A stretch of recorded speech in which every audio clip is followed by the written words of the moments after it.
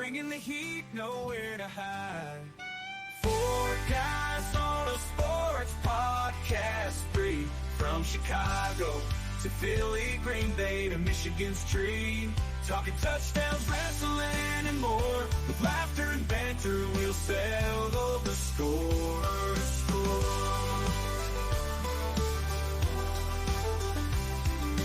Chaos and Eagles devotee, wrestling fan, wild and free. Charles cheers for the pack, no doubt. And McDonald's chicken, you can't live without. Four guys on a sports podcast, free from Chicago to Philly, Green Bay to Michigan's tree. Talking touchdowns, wrestling. Welcome back, boys. Welcome back. Chicken sandwiches and you can find that whole song on our link tree, right? You can find the link to that song and everything. Yeah, go ahead. Click that shit. Put that on replay, players. You can also find the Urban Meyer one that got taken down 30 seconds in. I'm sure everybody wants to avoid any mention of Urban Meyer in the history of anything ever. Oh, dude, it have no fun got on the flagged internet. by Ohio State fans instantly. Put your legs away. When I got my lucky socks on, we could talk about whoever we want. That's Lucky funny. socks. Hey, I got a haircut, so we can talk about whatever. You can just take that hat off, and we can talk about that all day long. There you go. There you go. I look like somebody. I belong to somebody. The whole world's finding out why I can't talk during certain months of the year. Right now, I just took my hat It's off. cold, but it ain't cold today. It is ain't. not cold today. Got hot stuff today. All right, gentlemen, we have a few things. We have a few things on the docket. Yes. Before we get started, though, I would like to get I would like to get something off my chest. We did talk about it a little bit pre-show. PR, this will be new for you. So, in the 90s, growing up in the 90s, early 2000s, there was terrible attitude towards refs in younger sports. Very abrasive parents. We'll get on them real quick, too, here in a minute. But then out of the early 2000s into the 2000 teens, into where we are now, there's been this fear of yelling or showing the refs accountability. Right. And for 4 weeks now, I've been watching this AAU girls basketball tournament going on up in Appleton. Massive tournament, schools from Michigan, Minnesota, Illinois, all over Wisconsin, just 3-dayers.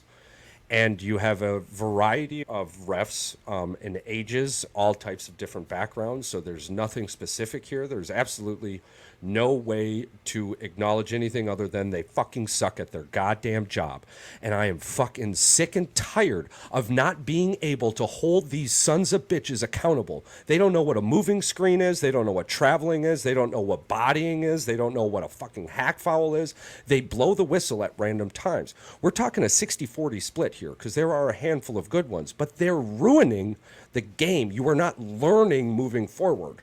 And where...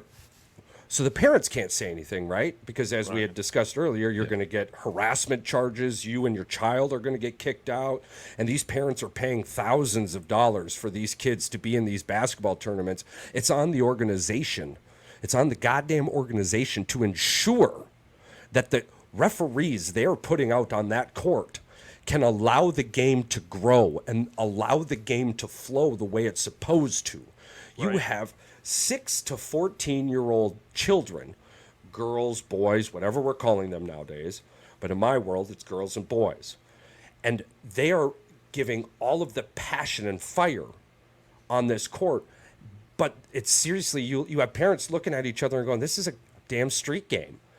And you're in a organized sports atmosphere, and you've got parents looking at each other questioning is this is a street game or not, because there's no accountability for these refs now. I heard Uncle Chucky came out. You're damn right. Actually, I am proud. Actually, I'm damn proud of this.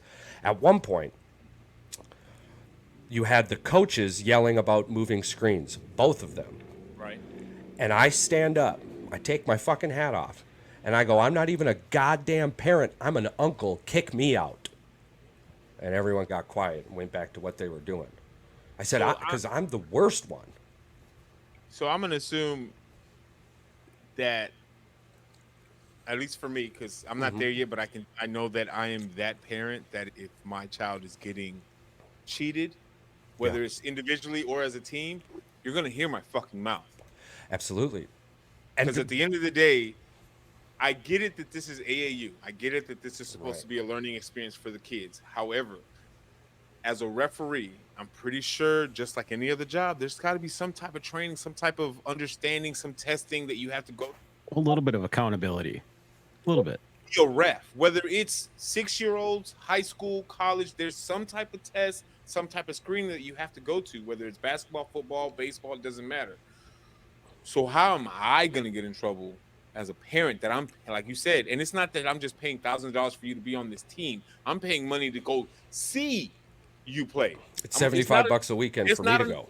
it's not enough that I got to pay hundreds and hundreds of dollars for travel, hotels, fees for you to be on this team. Now I got to pay another $100 for just me. That's not including for if I bring another kid or my wife comes, I got to pay almost $200-300 to watch my own kid that I already paid $1,500 to Yeah, be on this team.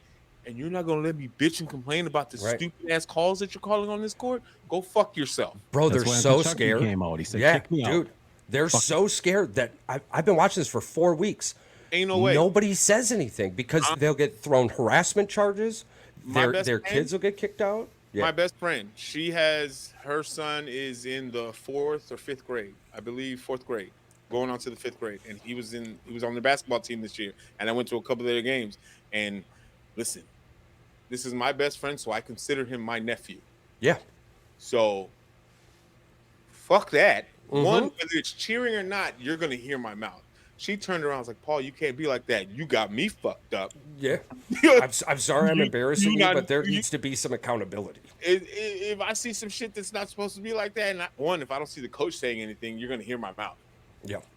Yeah. I don't care what grade you're in. Yeah. And now, the second part about this, and I'm glad we're in agreement with this too. The final point with that, it comes with a question and a statement. Why are you there if there's no accountability, right? If you're not going to do your job correctly, if you're not learning the craft correctly, why are you there? We've all discussed this. You don't get paid hundreds of dollars to be there. In most cases, you're a volunteer.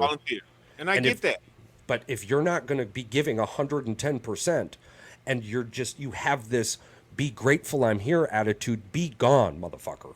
Because you're not helping the kids. No. You're no. hindering the kids at this point. At all. Yep, exactly. There needs to be accountability.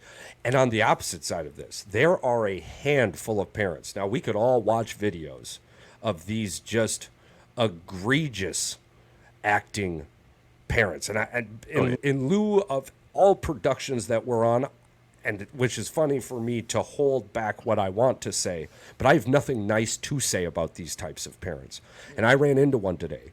I watched his kid bulldog another child, get pulled out of the game because of it, and he's over there clapping as loud as he can, screaming, "That's how you do it, baby girl." Those parents can kiss my ass.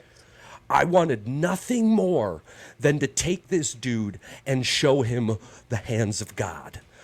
But I could see what it. would that prove? And maybe I'd get my ass kicked in this scenario for all you internet warriors out there. Chances are probably not. You were looking at what I was looking at. We got lots of them. We got lots A lot of them. A lot of them. But I just Who are they? I wanted, if honestly, I'm the only reason I didn't is because his kid wasn't there to see it. Right. I don't think it would have made the point that it needed to unless he gets his ass kicked in front of his child. So I don't ask for a lot. I'm like, there's a difference between, I feel like, But- being a supportive parent, whether it's a uncle, aunt, whatever the case is, for your kid that you're supporting. It's one thing to be supportive and be on the sideline cheering on your kid to do good things. Now, if you're one of those parents, and I need y'all to hear me very clear, for the parents that are like this, if you're one of those arrogant, obnoxious little turds that cheers for your kid to hurt another kid on the field, on the court, you are the lowest piece of shit on this whole. These are children.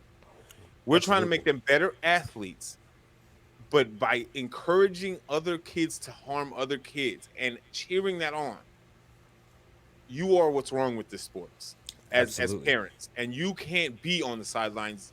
Because if I catch you, I may not put my hands on you because I ain't trying to go to jail, but I promise you, you're gonna be having nightmares about me for the rest of your life. I'm the guy who's willing to catch a charge. As long as it's not murder, I don't lose my money. Yeah, That exactly. was a nice basketball pun you just had there, Charles. Anybody else pick that up? Yeah, I'm like, Nice. Nice one. I am with you on that one, Charles. I'm I agree. I'm I for agree 100%. making the coaches because again, you want these players to know the rules. By Yeah. you just being nonchalant and being, I'm just here Right. because I'm choosing to be here. I don't have to be here. Again, then don't be here. Then if you don't have to be here, you're only here because you feel like because you want to. Right. Nobody's forcing you. Nobody's got a gun to your head. And we'll end it with this, and we'll jump right into the NFC, unless one of you two had something you want to add to that. No, I think we're all in agreement. Unless Mike's here got on this- something to say. Here on this podcast, here on this network, we like to consider ourselves an eclectic group. We are a comedic, informative, sports, news podcast. So in these moments, we don't just like to tell you're a douchebag. We also like to teach you how to not be a douchebag. And I'm going to teach you how to parent right here, right now. Hold these words I'm about to tell you so fucking true to your chest, right? It'll help you and everyone moving forward. Hold on, let me get my pen and paper. Unless there are college fucking scouts at the game or your child is getting paid, they are there to play, not win or lose. So anything you do as a parent to deny your child that atmosphere, that love, that joy, you're in the wrong. Yep. Children are in these moments to play, not win or lose. The only thing I'll caveat off of that and just say, Please do. the type of parents that y'all are talking about are the type of parents that if their kid goes into the league, oh, you need to buy me a house and I took care of you, and they Oh, those for are sure. the parents that are keeping Yeah. score Oh, of yeah. what You owe your me. kids. Oh no, yes. yeah. Are you saying receipts? Yeah. Yes, Yeah. that's exactly those Cash and parents. checks. And it's, If- you know, if- a lot of Go them ahead. too are like a lot of the dads that my kids don't play sports. We just haven't got there yet. But I've seen dads like a couple years ago. I was filming jiu-jitsu school, and they were doing a little mini tournament. It was like 7, 8-year-olds, and this dad was just his kid had to be the center of attention. Like, coach, put my guy in there first. Like, he's the best. And then his kid got his ass kicked by a little girl. Not a big deal. Dad's freaking the fuck out. Coach, I was just gonna say it's a big deal to that dad. yeah, the coach goes Yeah, over, that's good. and the coach goes over and is like, one, this little girl's been training for almost 2 years longer than your son, and two, this is your kid's accolade, not yours. Yeah. Like, And the pipe down. coach essentially was like, look, I'm sorry that you were successful as a high school quarterback and couldn't make it past that fucking level, but don't project your insecurities onto your child, and don't project your need to be successful onto your child. It's not their fault. They didn't get into this to fucking become a Brazilian jiu-jitsu black belt or the world Right. champion. They got into this because, hey, this is something I can do with my dad. So instead of being a prick and holding your past insecurities against your kid, how about you enjoy the fucking moment, spend it with your kid, and if you want to teach them a lesson, fine, teach them a lesson, but do it in a way that's constructive and will help your relationship build. Because if you come in there and you grab him by the gi and he's all pissed, you're all pissy, and you should have done this. Yeah. You kill his confidence. You kill Mm-hmm. any chance of that person, that child of growing to be a normally confident adult. Like, you have to. It's just those type of parents, and moms are just as bad as that shit. Like, it happens with moms too. Those are the type of parents where you're like, I know great people who cannot have kids, and you get them. Yeah. What Yeah. the fuck is the justice in this world? Like, this is the thing, Olivia. I'm a baseball fan. That was my first Mm-hmm. thing. And with Olivia or any other kid we have, I'm not gonna force them to play softball or baseball if that's not what they want to do. Olivia, she likes gymnastics. She likes all that flipping Yeah. and cartwheels and stuff like that. Yeah. Next Simone year, Biles type stuff. right? Yeah. So Yeah. next year when we move to Dallas, gymnastics, like what she wants to do. Now, the thing that I am gonna be as a parent, one, you're just not gonna quit. The only way that you're gonna quit a sport is you have to give me a legitimate reason why you're walking away from this. It has to be a legit reason. It just means I don't want to do it anymore. No, why don't you want to do it anymore? And then I'm gonna push you to your best. However, I'm not going to destroy your life and make you think that this gymnastic stuff is supposed to be a 24/7 thing. Right. I want you to be the best at it, wherever, however high that ceiling is. And and along the way, I'm going to encourage you. I'm going to be your biggest fan, and I'm going to support you. And if everybody tries to knock you down, I'm going to knock their ass on the grass. We're gonna refer to them moving forward as pageant parents. Oh, Yeah, I'm not doing that. I'm That's not the going to be. perfect I fucking hate description. that. Pageant I'm not going to parents. force my child to do Yeah. something. You're not going to live your dream off of my dream. You're Right. doing this because you chose this life. You Right. chose this activity. You chose this sport. Whatever it is, whether it's cheerleading, You know what's it funny doesn't matter. is who's just as bad as pageant parents are military parents. Yeah. The people that force their kids Yep. into the military. Like I'm not doing with it. us, my dad told all of my brothers and me. He told both my brothers and me, look, you do what you want. It's your life. If you choose to go military, I'll support you.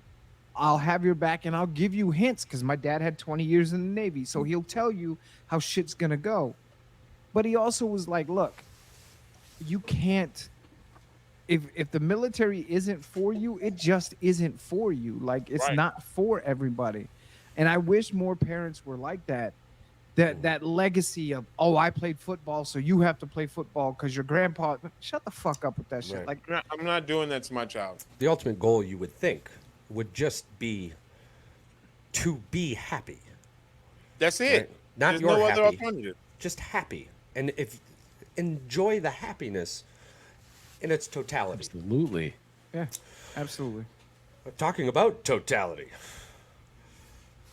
Welcome to episode 1 of our NFL playoff predictions. Way too NFL, early. Are way too early.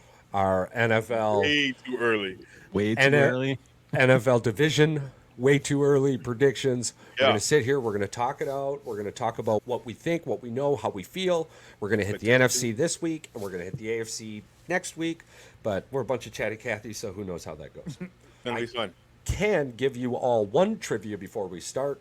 Let's hear it. Founded in 19 what? The Jolly Rancher candies were meant to represent the hospital spirit of the West. You can still enjoy the original flavors like grape, apple, watermelon, and orange. Now, this candy, the Jolly Rancher, was founded in 19 what in Golden, Colorado? Multiple choice. 1929, 1949, 1919. I'm going 29. 49. 29. 1949. 1949. Jolly Rancher's been around for a long time. That's cool. Another Almost fun 70 fact: years? the Tootsie Roll was invented in over 70 Australia, by an Austrian. Has absolutely nothing to do with America, but yet America Tootsie claims Roll? it. Yeah, the Tootsie Roll. Yeah, it was invented by an Interesting. Austrian. So, with all of that great news ahead of us, we're all smarter now because of it. We all enjoy happiness. We're here to play, not win or lose. Let's move right into the NFC West.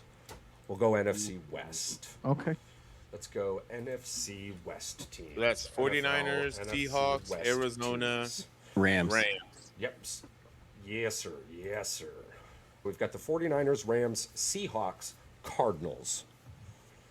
Now, let me. Okay, so in the 2023-2024 season, you had the 49ers going 12-5. You had the Rams going 10-7. Both of those were playoff teams. You had the Seahawks just miss out at 9-8, and then you had the Kyler Murray-less Cardinals for an extended portion of the season, coming at 4-13.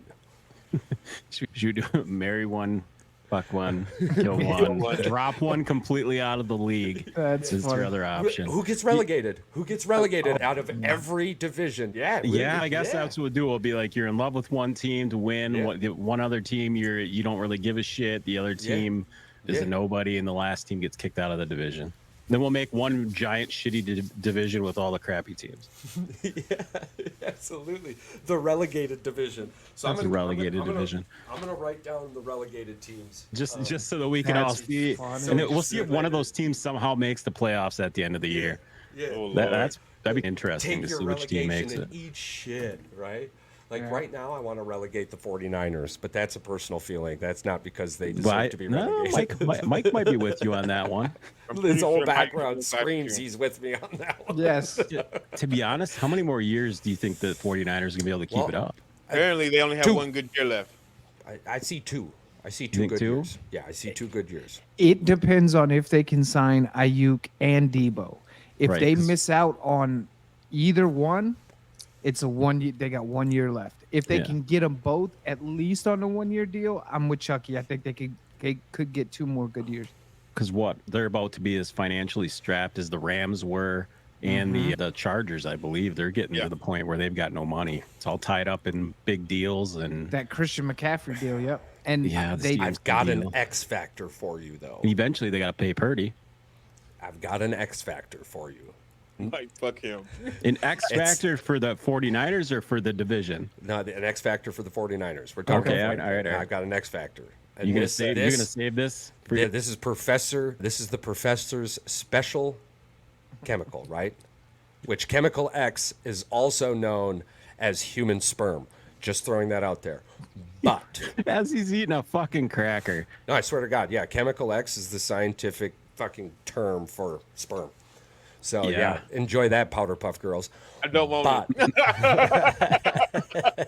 Oh, the boy. 49ers, man, this has been a podcast full of knowledge so far, and we're only 23 minutes in. You're welcome, listeners. I thought you were But- going to say something about how much information is in human DNA or sperm or whatever. No, we can get to God, that no. later. Fill up the- We can get to that later. Remember the old little disk drives? Those little floppy disks? Yeah, yeah, Apparently yeah. there's more information in one little drop, a spoo, than Yeah. is in 50 of those or something. Chemical X. It's Yeah. some crazy freaking, yeah. Yeah. But so anyways, the 49ers X Factor. DNA. John Lynch. The guy's continued to do things that most organizations would have already left behind. He's been there twice in almost the same decade. If you're a 49ers fan, the only t-shirts you should be buying is "In John Lynch We Trust."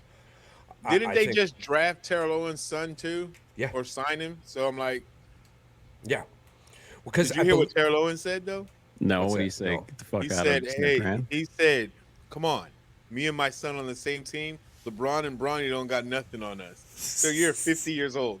Go Dude, sit your old ass dude, down." Hey, man, I bet you the T.O. NBA is licking T.O. can probably dingleberries. still get out there and do it, but I don't think he's going to catch a football. He's going to get whacked one time. I don't think he'll have very good yak, yeah, but he'd be a good red zone threat. Yeah, I can see him in the end zone. That's about it. Go sit your little old ass down somewhere. 50 Please. years old out there. He's gonna catching sit down in the balls. back corner of that red zone, baby. Here's the thing, guys. If he comes back, just to say, if he was to ever come back, please, he has to have the Santa Claus big gray fucking beard when he comes back. Because Paul there's no Goldschmidt? other way to do it. No other way to do it. Yeah. So I agree with you. It's John Lynch just continues to prove that he knows how to run an NFL organization, which It's includes working. creating a team, maintaining a team, and allowing for the team to shed dead weight. And this is the thing, he's allowing people to develop, and if you're not, he's sending quick you to out. replace you. he's not wasting money where it doesn't need to be wasted.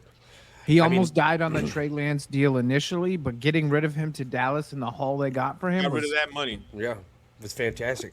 And not only that, but they can pay who they want to pay this year and still pay Brock Purdy next year, along with cutting, if needed, dead weight. And we might look at it as we could be talking about a Greenlaw here, right? And right now you're sitting here thinking, wow, that'd be fucking crazy. But in all reality, this dude had a hamstring issue. He tore his ACL Right. in the Super Bowl. Who knows Coming off how the he's sideline. going How's he going to come back? We assume he's going to come back healthy. Gary came back pretty good. Absolutely. With today's So, medicine, we hope With he younger comes guys, back. I don't Right, think it's as big of an absolutely. issue as it has been in the past. But this is an X factor. But you got to put something in Because- his place until he comes back. If he comes back healthy. I'm talking about contracts. I'm not talking about play on the field. Right Okay. now, we're Yeah. talking about money, right? At the end of next year, this could be a situation where the 49ers are more inclined to move off of that contract, and another team is willing to give him the 35-40% snaps. So contractually, you just have to wear the T-shirt, and John Lynch we trust. I believe he'll get that figured out. But that's the devil's advocate of that conversation. 1 year at best, but it's this year again. Yeah. I've got the 49ers to win the division. The only thing I see changing in this division is the Seahawks and Cardinals, which means I'll be relegating the Seahawks from this division. I think I'm with you on San Francisco taking the division, and I think Arizona is my sleeper in this division. Where I don't know if they'll beat San Francisco for the division, but I think they Take the place won't of the make Rams. they won't Yeah. make it as easy. But I think Arizona is going to be the sleeper team in this division. I think they can at least double their wins from last year, from 4 to 8. So Seattle or Seattle's Rams. gone. I would get rid of Seattle. That's two for Seattle being relegated this year. Now that you guys talk about it, I forgot they drafted Marvin Harrison. Yeah. Yeah. So and that's they'll- big for Kyler. Yeah. That's giant for Kyler. But And they get a whole new offensive scheme as well on top of that. Didn't fix that defense though. that's the other That thing. defense is bad. And they're getting ready to lose Buda Baker either this year or next year. I forgot about that. It'll be at the end of this year, though. Yeah. So You know they didn't win a division game last year. Not one. That doesn't One. surprise me. So I think, but for me, I think where people, not just you guys, but I think a lot of media too, are forgetting the Rams, dude. If Cooper Kupp comes back healthy, Cup with Puka. Yeah. it's Who did- gonna I be. don't- listen, hold on. We didn't forget the Rams. We're just placing But them I'm in saying, second like, and you, third place. you have a mid of the division. I honestly Yeah. think. I think I'm in agreement with them. I have Arizona fighting for third in the division, if not even competing with the Rams. I got them at 8-9 wins. They could slip in the playoffs at 9-8, depending on how the NFC falls. Yeah, Yeah, I think. I think Seattle's gonna be the last. Yeah, Seattle is my. Seattle's the bottom of the basement for me Yep, too. Seattle's- They didn't improve enough in the draft, and they haven't done enough. New head coach. It's just Yeah. not gonna. And And they're be still like- they're sticking with Geno as their quarterback. Yeah. I'm going to assume so. Yeah. Okay. Yeah. Seattle will have to be the relegated team. I think Arizona comes in third. I think the Rams in second, and I think, unfortunately, to my Eagles fan heart, the 49ers win their division. The 49ers just have way too much firepower and it's such a They're good just better defense. overall. It's just hard to freaking go against them at all. Yeah. What makes me But you want to comfortable- hate them. Yeah, a lot of people want to hate them, but Yeah. What makes me comfortable with picking the 49ers is the same thing that makes me comfortable with putting Arizona at 2. Arizona with Kyler Murray in a full season without just- Marvin Harrison Jr. was a playoff team. The I don't know defense- that defense did not play like a playoff team. They gave up 125 more points than they scored. last season. Yeah, Okay, again, I agree with you indubitably they because didn't fix Kyler, the defense though. but That- Kyler- it didn't fix the defense. Kyler can't do anything for the defense. Listen, dude. The Kyler difference Murray is 25. made Arizona a playoff team with or without that defense. I get you. I agree And- with what you're saying. That defense is terrible. You think how many wins? Okay, I'm not saying you're wrong. Yeah. How many wins do you think he was worth? Kyler Murray? See he Yeah. came back in the middle of the season, right? 7 wins. Was it week 8 that he came So you back? or think was they it would have finished? You think 7 wins more than what they had, or 7 wins? No, Kyler Murray's good for 7 wins. So, So you think, you're no, gonna no. depend- Okay, no, I'm saying had he played last year, how many wins do you think they would have had? 9, 10, Yeah, maybe. 9, So 10. 10 would have put them in the playoffs over the Rams.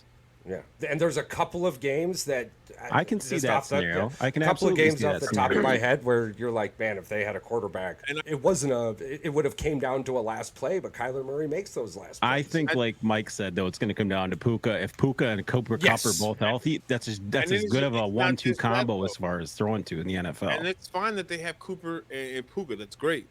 But they also were missing Stafford majority of the season last year as well. That's Mhm. true.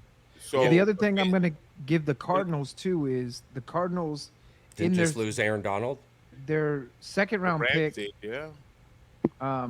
The Cardinals' second round pick was Max Melton from Rutgers, who was a top 4 at his position or top 5 at his position easily. So they've done a little bit to address the defense. I don't think they've done nearly enough. I'm comfortable with them being a sleeper team, but it's still Puka, the Rams and the Cardinals, I think, are definitely the toss up for second place. Potentially either one of them being a wild card team. But yeah, Seattle just. So This is the least advantageous position I've seen Seattle. They're They in a didn't good do position. anything to stand out to make them feel like Mike they're gotten McDonald. better.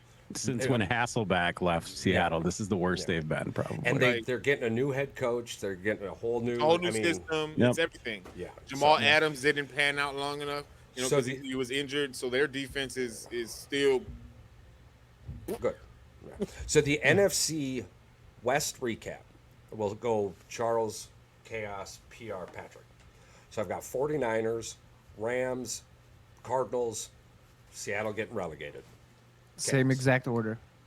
PR, I'm good with that. Patrick? Yep. Alrighty. I thought the NFC West was going to give us a little more trouble. No, That's probably the easiest that's thing not out of the all one. of them. No, You the guys one did. that's going to give us trouble NFC is North going to be is the gonna be NFC. Well, South. the NFC North and the NFC South are going to be Yeah. the two that Well, have the. speaking on the NFC South, that's exactly where we're headed just now. What were you about to say, PR? Is this not going to be the shittiest division in football? This next year? probably going to be the weakest division out of both conferences. It has been for like 6-7 years now, Like, ever since. Is it going to get better?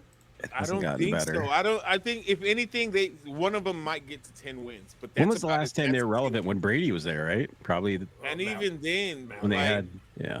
Drew Brees, while Drew Brees was still an active Pro Bowl player, that was probably the most it was. But again, the Saints were dominating, and The NFC South has had some good football players. Cam Newton, Tom Brady, Matt Ryan, Drew Brees. Drew was there. Brees. I'm like, they've had had yeah. a moment of relevance. It's just these last 2-3 The years. last few years, it's been dog just- shit. Yeah. Yeah, and it's always goes back to the point. Somebody has to win the division. It ain't gonna be pretty. Technically, yeah. Is that a terrible way to talk about a division in football? Somebody's got to win this shitty division. So, are we putting any stock in the Saints? I No. am because their defense last year was insane. Until they you- played good teams. But it does. See, this is the thing. Everybody says that, but if majority, But if it is the majority, NFL, you're right. If the majority of the teams you're playing you're whooping their asses defensively, there's beat the teams. teams Yeah, that are on you your have to beat schedule. good teams. I think the Saints. Let's see, Saints, Bucks, Falcons, and who else? Carolina. Panthers. And the Panthers. Don't worry, everyone in We the all know world knows Panthers are who getting were regulated. who were Yeah, regulated. no, Well, no, hey, what if that was my your sleeper flooper? pick. Say it with a straight face. Say it with a 3-1 straight says you're still sleeping, bro. No, I- but my sleeper is in this division. I was gonna say. Yeah. Then I want to see the weed that you're smoking because Nah, there's none. I think honestly, I think the Saints could win the division because I don't think Atlanta's gotten better and their defense is ass, absolutely garbage. And Carolina, like everybody said, is everything's on Bryce Young, and I don't know if he's got the shoulders to hold the weight that's coming down on No. him in year 2. No, that team put all the weight on him. Charles and I talked about this off the air a couple times. That it just feel like you said that everything around him is just falling apart. Whether it be the coaches, the team, and they've got a new coach now. Maybe it'll get better. Who knows? But Yeah. This is my thing when it comes to the Saints, and this is not speaking because half of my family is a Saints fan, and I have to talk good about them. I don't. My biggest downside to the Saints is that Derek Carr situation. That it's not panning out the way that they thought it was. Mr. And I know 2020? Huh? Mr. 2020? So, and I know that they drafted Spencer Rattler, and I still think that's not the worst pickup. the guy for them that to draft. almost ran a 5-0 as a Listen, quarterback. I don't need you to be athletic. I just need you to be accurate at this point. He's not that I think either, Todd but- Brady ran like a I'm 4.8. I'm just saying though. Yeah, but Brady, it's Brady. Whatever. Going from Jameis You saw Winston the to Netflix Andy special. Dalton and Derek Carr, I'm like, can't get any worse. It can, but either way, It's their offense is the biggest question for New Orleans right now. Their Yeah. offense is not that great. And when No. I'm like they have offensive weapons, but their offensive coordinator, the head coach, they're calling. You have Alvin Kamara, one of the most gifted running backs in the league, and you are using him improperly. I feel don't like the 2 quarterback gimmicky bullshit that they try to the run. whole with Hill. It's Yeah. just Turn it's Hill into a fullback and have him plow the way for freaking. Can we get one fucking position for that guy? Just No. give us a fucking Man, why position don't they for that make him? guy. Is he too Taysom small to be a Hill. tight end? Is that Yes. the problem? Taysom Isn't Hill he like is isn't he like 6'3" and 6'1", 220? 6'2". He's Yeah. much bigger than Jaden Daniels.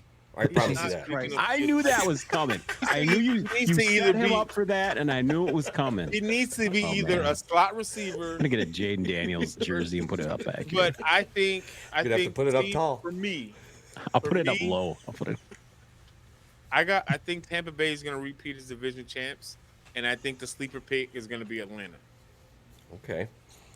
I could see that too. Yeah. I don't want to take the smoke, so I'll let Patrick go. I'm going to go grab a couple drinks because y'all's sleeper pick is my, like, solidified pick. No, I think maybe you and I are in agreement then. Yeah. Before you leave, Yeah. I'll get right into it. I don't have faith that Baker's going to repeat what he did last year.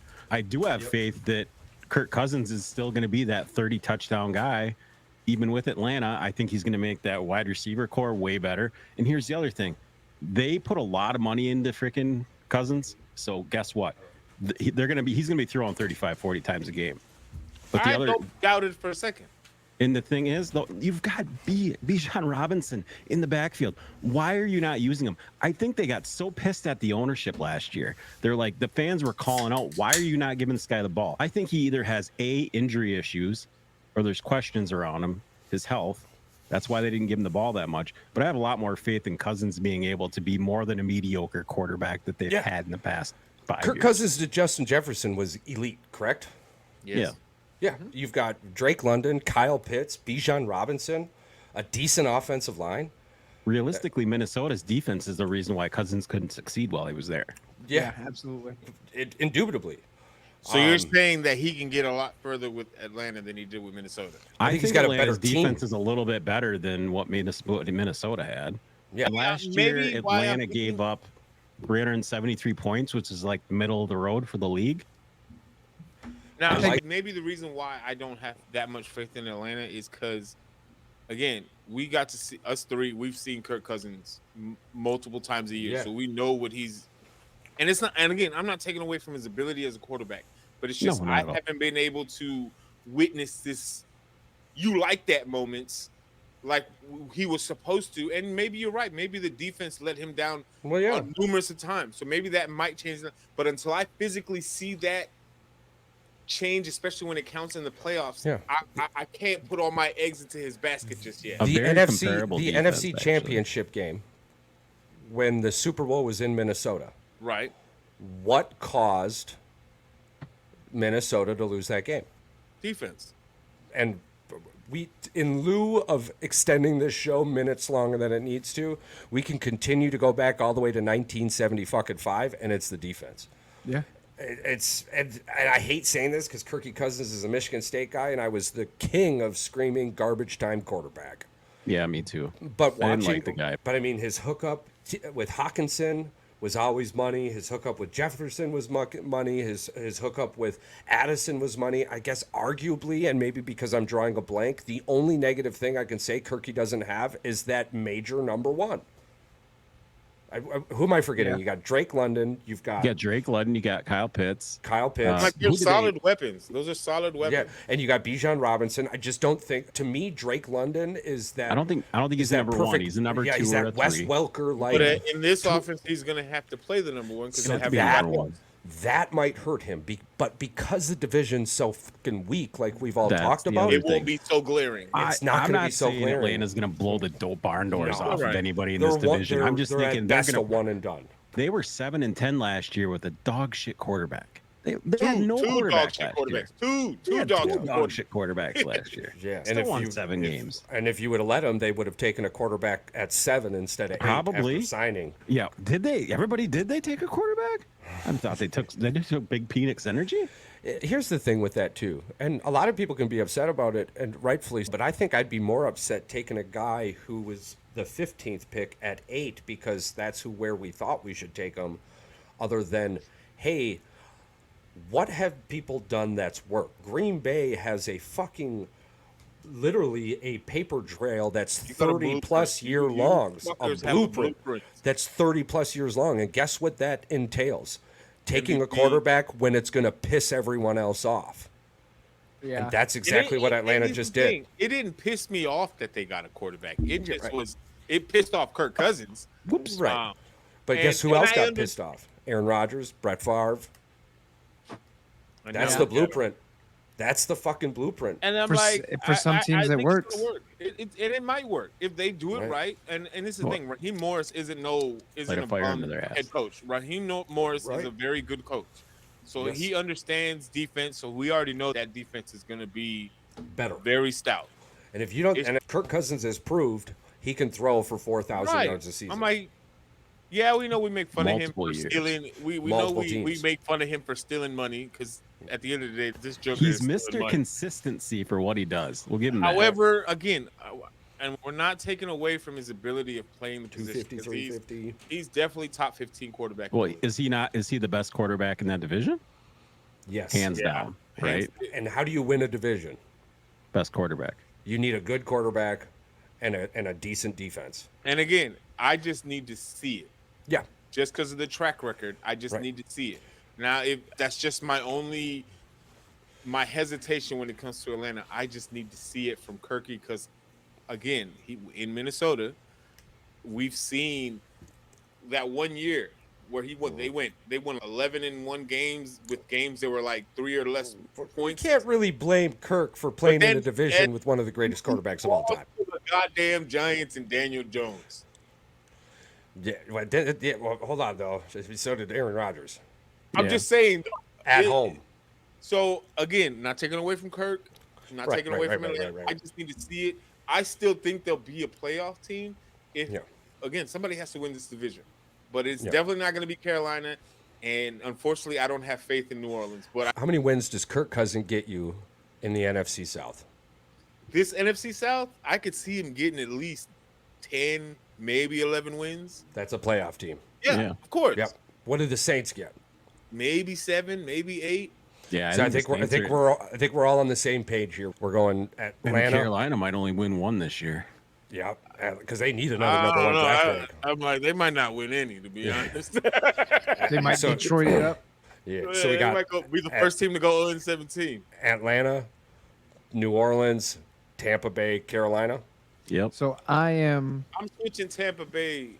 I got, am- You and I got Atlanta, and I think they got to switch here. I got Tampa Bay, but I still got Atlanta as number 2, and then New Orleans at 3. So, so you I think got ahead. I got ahead. New Orleans at 1, Atlanta at 2, Tampa Bay at 3, and then relegating the Panthers. so? Do we see Atlanta winning or New Orleans winning 12 games this year? 13 can't. games this year? Hey, and this is respectfully, I love my bunch side of the family, you guys. But there's just no way that you think that Derek Carr is going to lead y'all to 12, 13 wins. So now I'm just giving back words. Atlanta is a 10-11 win team, and the Saints are not a 12-13 win team. I don't know that Atlanta's gonna get the win totals that you guys think he's gonna get. We're No, talking I'm about the thinking- division. I'm thinking that- 10. I'm thinking 10-7. This is Atlanta my got thing. 7 wins last year. You guys forgot that Yeah. Philly saw Kirk Cousins multiple times a year too. He played for Washington for a couple years. Yeah. So we've Mr. seen that Garbage dude. Time. Yeah, Mr. Garbage Time. I think he's definitely a step up from Desmond Ritter, but then again, I think my That's not 11 really saying much. I was gonna say I think my 11-year-old is a step up from Desmond Ritter, Your 11-year-old probably would throw less interceptions than Oh, Desmond Ritter would. much less. So I think it's an upgrade, but I think where Atlanta is missing is just like Minnesota. They don't have dick on defense. There's no pass rush there at all. And those corners are only going to hold up so long with no pass Yeah. rush. And let's be completely honest, Atlanta doesn't have the most fantastic offensive line. And look, New Orleans, I don't think has a great offensive line. I think New Orleans' ceiling is 11-6. but I don't see Atlanta getting more than 9 wins, in my opinion. Okay. The Atlanta Falcons defense ranked 21st in the league last season, allowing 21.9 points a game. They gave up 118 rushing yards a game, just over, we'll call it 203 passing yards a game, allowing a total of 321 yards a game. That's not terrible. Philly was worse than they were at the end of the year. Philly completely collapsed. With the first 10 or 9 games, no. The last 9 games, yes. We'll see. I'm excited for what the Saints can do because defensively they were great last year. So we're basically split 1-2. We've got either Atlanta or New Orleans. I trust Kirk Cousins way more than Derek Carr, and that's what makes this decision much easier for me. I do see Atlanta in the 9-11. I see New Orleans in the 6-9. Tampa Bay. Did Baker Mayfield really find who he is? I think that's the ultimate wild card in this conversation. I still think Tampa Bay can get 9 to 10 wins, even with the same squad that they have this year. I think they overachieved last year. I think that was the but problem. I, a lot of their wins came in the division. Derek Carr. I don't trust Derek Carr. I'm sorry. These last 2 years, has it been 2 years or is it just year 1? Derek Carr? Yeah. So the first year. So this. Again, even in this first year, Wait a 9 minute. and 8, is it 2? I think it's it is year 1. This was year 1. Yeah. This is going into second year. But even still, Derek Carr was this person for Las Vegas also. Yeah. Not even Devontae Adams could save Derek Carr. Let's go over New Orleans draft picks. They got Huaga. They got offensive tackle. They got McKinstry. So there's a corner that's possibly going to start. Outside of that, Jalen Ford. They got him in the 5th round. From Texas, now, linebacker. If they can protect Derek Carr, I could see he's them still going to throw possibly 20 interceptions. I'm saying I can see them getting Carr. 9 wins. Yeah. Again, but I don't see them as a division winner this year. Check this out. Charles. Yeah, I'm just gonna throw up his career wins. Okay. Derek Carr. We're just waiting for the AI to keep up real quick. All right, Derek Carr has a record of 72 and 87 in the NFL. That's who he is. He's a 50-50 guy, at best. Listen, you made it to the NFL. You've lasted longer than your brother did, so that's saying a lot, I guess.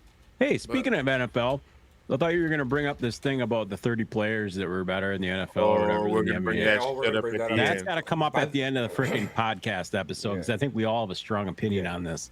By the way, Kirk Cousins, 78, 70, and 2. Again, 50-50 guy. A 50-50 guy. This is why But a lot of those losses came with Washington. And look at the show. We're 50-50 on the show. It's Atlanta, okay. We're 50-50. The whole damn division is Atlanta, except for the But again, look at the division that we're talking. Look at the division we're talking about. Yep. Get to the 2 divisions that matter. We don't give a shit about these other 2 anyway. So come on, we all know that freaking Carolina's out. We're kicking them to the curb. So NFL, NFC, East teams. Here we go. You got the Dallas Cowgirls, the New York Little Giants, the Philadelphia Lost in Brazil Eagles, and the Washingtonless Commanders. This is the easiest one for me of all of them. It's not for me. It's not for you? No. I don't know who to regulate on this one, to be honest. To regulate? No, there's 2 teams I want to regulate. There's one team that is a good team, and I want to regulate them because I hate them. Everybody knows what team that is. Cowboys. The Cowboys. Yeah. That fucking star. This is the thing. And this is. Why don't we start with the NFC East guy himself? Yeah, go ahead. Yes, obviously, based on just my jersey selection, I'm picking the Eagles. Cowboys. Oh, fuck. To win the division. Yes. Yeah, exactly. Fighting words. It's colorblind. I got my birdies But on. who I think is going to come in second might surprise people. I got the Commanders coming in second in the division. Really? And I think the Cowboys third, and I think the Giants are going to be dead last. I think because Washington has been so active in free agency, adding offensive linemen. They got a really good quarterback. They drafted okay. Their defense has improved significantly. Very Yes, slow. he's a Thumbelina of a quarterback. Polite of you. Thumbelina I and try to be as quarterback. nice as possible. Sorry, Jaden, I'm an LSU fan, but it is what it is. But You're on the other side now, so fuck you. yeah, so fuck you. I think but yeah. Washington has done some of the best work in the division, obviously outside of Philly. New York lost more than they gained, and they got one of the top 2 receivers in the draft. They And got he don't even want to be Malik there. Neighbors, and he doesn't want to be there because he doesn't know who's going to be throwing to him. Is Oh, he Daniel Jones knows. going to come back and be a quarterback, or is he going to have to freaking take snaps from Tommy DeVito and Didn't they trade for Drew Lock? yeah, Drew Lock, and who's the other one? Freaking who's the Buffalo's backup quarterback last year? Tyrod Taylor? He's not there Yes. anymore. Didn't Tyrod go to the? I think it was a 1-year deal. Oh, anyways, so they don't know who he doesn't know who he's catching from. Yeah, they Tommy. don't. It's DeVito. They don't have. DeVito and Rourke. He's Okay, got a new agent. they don't have a running game at all. The running It game, was Daniel Jones. fantastic. Their They third picked up string Mike- quarterback. He got feet. They picked They- up Michael He flips over Singletary. him all the time. Did they they pick up that lost- Singletary? Do Yeah, you want me Devin to give you the? Singletary. Yeah, Devin. Do you want me to that's give you the running back roster? They got Devin Devin Sing- Singletary, Mhm. Eric Gray, Tyrone Tracy, who they got from Purdue, I believe. yeah. And then Gary Brightwell, who I don't even know if he's ever taken an NFL snap at 4. So Probably practice not. squad. Practice But squad this guy. is not only that, they lost their best defensive back to the Green Bay Packers. Yeah, and Xavier. McKinney. Yeah. That was their whole backfield. He's gonna be a Now they've got like Julian Love and fucking. Wait a minute. There's a guy named Julian Love? I think Oh, that's what his man. name is. Fucking. Let's see, Julian Love. I don't care. I'm sticking with Julian. Charles and I, we don't give a shit about nicknames. We'll just call Wow. And guys actually, or they whatever don't even. are. And actually, they don't even have him anymore. He left in free agency and went to the Seacocks. The Seacacks. The Seacacks? The Seacocks. God, dude. Uh, Florida is coming. I'm sorry, Florida's coming back on Boston right now. This dude just fucking zigzag, willy wag, pity Are we wag, talking back, hot dog? back, Or, all the way hot dogs, down the hockey? fucking ice, zip zag, fucking top shelf snipe. Florida's up 3-2. Holy shit. Sorry, keep going. No, as far as Dallas goes, Dallas I love they haven't done enough to make me feel like they're going to take another step forward. They've lost all of their veteran presence on their O-line. It's all gone. Most of their O-line is either broke down or rookies. They lost their linebacking core is completely gone. Stephon Gilmore is gone. Deron Bland might be there. What's the other one? The kid who, Quandre Diggs, who tore his fucking ACL or whatever last year. Yeah. I did hear though that the Dallas Cowboys are all in this offseason. Yeah. All Oh, yeah, if they're you all listen- in. If you listen all to in. Skip Bayless, they're all in his ass. Idiot. Skippy. But It's like the NBA and La Dingleberry there. exactly. I just don't like, so for me, yeah, I go Philly. I think we get up to 13-4 this year. I see. I see Dallas or Washington 10-7, Dallas 7-10, and New York 4-13. All right, so you're relegating New York. Mr. PR, would you like to take the next spot? Okay, this one is hard just because they equally suck as they are equally good. We're doing this before the schedule comes out, by the way. This was the key point of this, to have it done before the schedule comes out. Yes. You know who they're playing. You just don't know if they're home. I'm going to pick the Eagles to win the division. I'm going to continue the streak that nobody's able to win consecutive division wins, division champs yet again for another year. And I'm going to stick my neck out again like I did a couple years ago, and they fucking failed me. But I think they got a better quarterback and a better coach defensively, and having what's his fuck's name? God dang it. What's this fuck's name? I like that. No, stick with that name. Being the OC out there, I think he's going to be able to get the full potential out of Jaden Daniels out there. You got McLaurin. Cliff Kingsbury. Yeah, I think Jalen Daniels is probably going to surprise people. He's not going to get Rookie of the Year. He can kiss my ass. Nope. But I think it's Washington second, Cowboys third. I'm like, New York they look like dog They water. never do anything right. Jesus. And Ever it's like, since. now the thing is, I think the second place between Washington and Dallas is going to be a lot closer than people Ooh. think. Just because, again, Dallas hasn't done anything significantly offensively to replace what's been. I'm like, you brought back Zeke, like that's supposed to scare somebody, and It scares nobody. The boogeyman ain't even scared of this shit. And so you're telling me you're putting this all on Dak, and again, Dak's track record, just as much as Kirk Cousins' track record, does not 15th speak. easiest strength of schedule. Dallas For the Cowboys? Yeah. I just Philadelphia has the 11th easiest strength of schedule this year. We fucking should after last year when we had like the second hardest. The AI just told me that as well. After So after I a think- stretch of recent scheduling, and I'm shit, giving it to Philadelphia- Philly. Wait, don't do that just yet. Just wait till we get there. Calm down. Slow down. I'm giving it to Philly, and I'm regulating the Giants. Okay, that's 2 for the Giants. Patrick, are you going to take this one next? Or? Yeah, I'll take this All one. right, all right. I got zero faith in the New York Giants. They're going to be at the bottom. I don't think there's any words to express what happened last year with the whole Danny DeVito thing. New York's got no quarterback. It's just a shit show. No running back, no quarterback. Singletary, terrible idea. He went for the money. So either way, good for him. The Commanders, Jaden Daniels, I don't have the same expectations for him, even though I like him as a quarterback. I think he's not going to get hurt. I believe he will finish the entire season. As short as he is, he's going to have a decent career with the Commanders. Probably not a long tenured career, but he'll have a good career for He's the Commanders. small. He's a little guy, right? Just a little guy. He Here's barely the gets thing. up to the logo on the fucking media board. Here's the thing with Dallas. Dallas Shut is the the epitome fuck up. of mediocrity in the NFL. Dallas gets to the playoffs. They're flashy in the beginning of the season. Oh, look at me, look at me. They're like the kid on the merry-go-round that Baltimore wants you to Ravens of the spin them NFC. around and then try to stand up in the middle of it. And then guess what? They get dizzy and woo, they fall off. That's Dallas. The Baltimore kids at the Ravens of the playground NFC. that everybody laughs at when they fall on the ground. That's the Dallas Cowboys. I have no faith in them. Philadelphia didn't do anything except get better. So let's be honest. They got Saquon Barkley. They went out and they might have got 2 of the steals in the draft in the backfield. The corner between Cooper DeJean and the other guy. Who is the other one? Quinyon that they Mitchell. picked up? Yeah, Quinyon Mitchell, who they picked him up at 18. And what? Let me guess here. He was supposed to be a top 12 pick. We picked At him up at 22nd.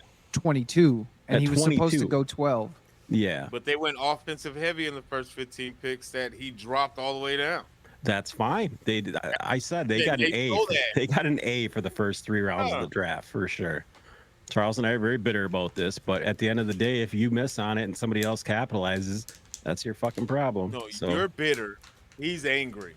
he's angry, but we all know he's angry. Everybody has seen that Charles is angry about this pick. Matter of fact, he had a fucking video go viral because he fucking is so angry about it and passionate about it. You're welcome. I want to know the 23 people that reposted that edited it and then reposted it. I haven't seen one video though. You're the Green Bay Packer fan that's all angry. But the problem is you're wearing the podcast hat. Had you been wearing a Packer jersey, you'd have been just as famous as that other Oh, guy. I would have been just as famous. Yeah. I didn't think that was you that talk cool about of a video. Tom Grassi? Yeah, the guy that with the video where he's and then Just the looking one guy's dumbfounded. laughing at him and pointing at him with the Oh, freaking. yeah. Oh, that was funny. The obnoxious Detroit laugh. Yeah. Yeah. Oh yeah. Yeah. Wait till we find out who I'm relegating in the NFC North, Oh, I can't wait for that. motherfuckers. So who do you got in the East? I've got Philly, the Cowboys number 2 because they're the epitome of mediocrity, and we've got the Commanders in 3rd and the Giants at last. And I've got Dallas probably being the surprise that they're going to win as many games as they did last year. They're probably going to win 10 games this year. I think they're not going to win 12 games this year. Matter of fact, they were 8-0 at home last year. There's no way I they give do him that. 10. They got an I give even them, easier I give them schedule 10 and this year. 7. They did have 4 bye weeks last year. Yeah, they that don't helped have them it. out a lot. Yeah, that definitely helped them out a lot. But I've got Philly, like you said, I got them at 13 wins, 13-5, or 13-5, 13-4. That's What next the- season. Hey, That's next year, season. Next year. Yeah. Next year. They're talking about an all-star break. Yeah, I got 10-7 Dallas. I've got 8-9, and I got 3 and friggin' 14 Yeah. for the Giants. I'm not going to give you wins. That was I do believe Washington's going to win 6-7 games though. I believe with Daniels, it's going to be a completely different team, especially the new coach, better players. They're going to be competitive. Let's just say that. For the Let's first just, half of the you know. season, the three worst teams in the league is going to be the Carolina Panthers, the New York Giants, and the Washington Football Commanders. That's Mm. Charles's opinion right here. Yeah, I don't disagree. We've seen Dan Quinn as a head coach before, and it's Yeah, not a 28 pretty to 3. thing. It's not pretty at all. For those of you who don't understand the 28 to 3 comment, that was the Atlanta Falcons lead against Tom Brady when they came back. Yeah, to but win the Super you Bowl. blame the coach for that or the players on the field? So far, the coaches on that squad that lost the 28 to 3 lead have yet to win a Super Bowl. Yes, I definitely blame the coaches. Dan Quinn hasn't won one since. Kyle Shanahan hasn't won one since. Those were think the two Matty big Ice- names on that squad. Matty Ice Yeah, takes but it. one It's team gets definitely to win Super Bowl. it's The offensive definitely, coordinator didn't throw the ball in the second half. That's a big deal. That's the That's offensive that coordinator. playing conservative bullshit. Playing not to lose. Yep. Yeah. It works really Listen, well for the 49ers. I don't care if it's a The Bears know game all about or a bend but don't pro. break offense. Listen, I'm gonna just say this right now, and I don't care what anybody says. I don't care what league you're in. I don't care what sport it is. I am playing until the clock is at 0-0 or all the way to the 9th inning on the last out. I don't give a fuck about your feelings or these unwritten rules. I'm running the score up.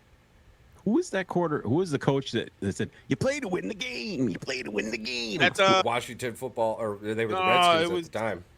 no, yeah, it was the Jets. Yeah. He was the head coach of the Jets. Jets. The Yeah. Jets? Was it the Yeah, Jets? yeah, Oh, yeah, it was Jets. the Colts. Mora?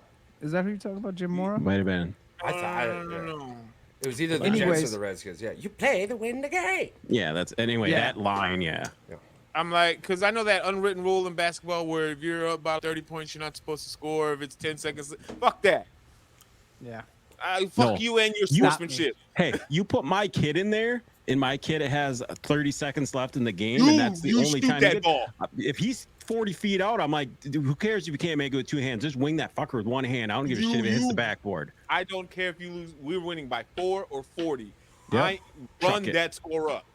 Yes. That's all I got to say. All right, Chucky, your picks for the NFC East. Okay. I'm a huge fan of history. Oh boy. And history has proven in the NFC East that not a fucking team knows how to win back to back. So, in lieu of that, it's got to be the Eagles this year. The Commanders are a massive question mark. If you want to go and bet the over on whatever win total they have, I'm not my going to guest. stop you.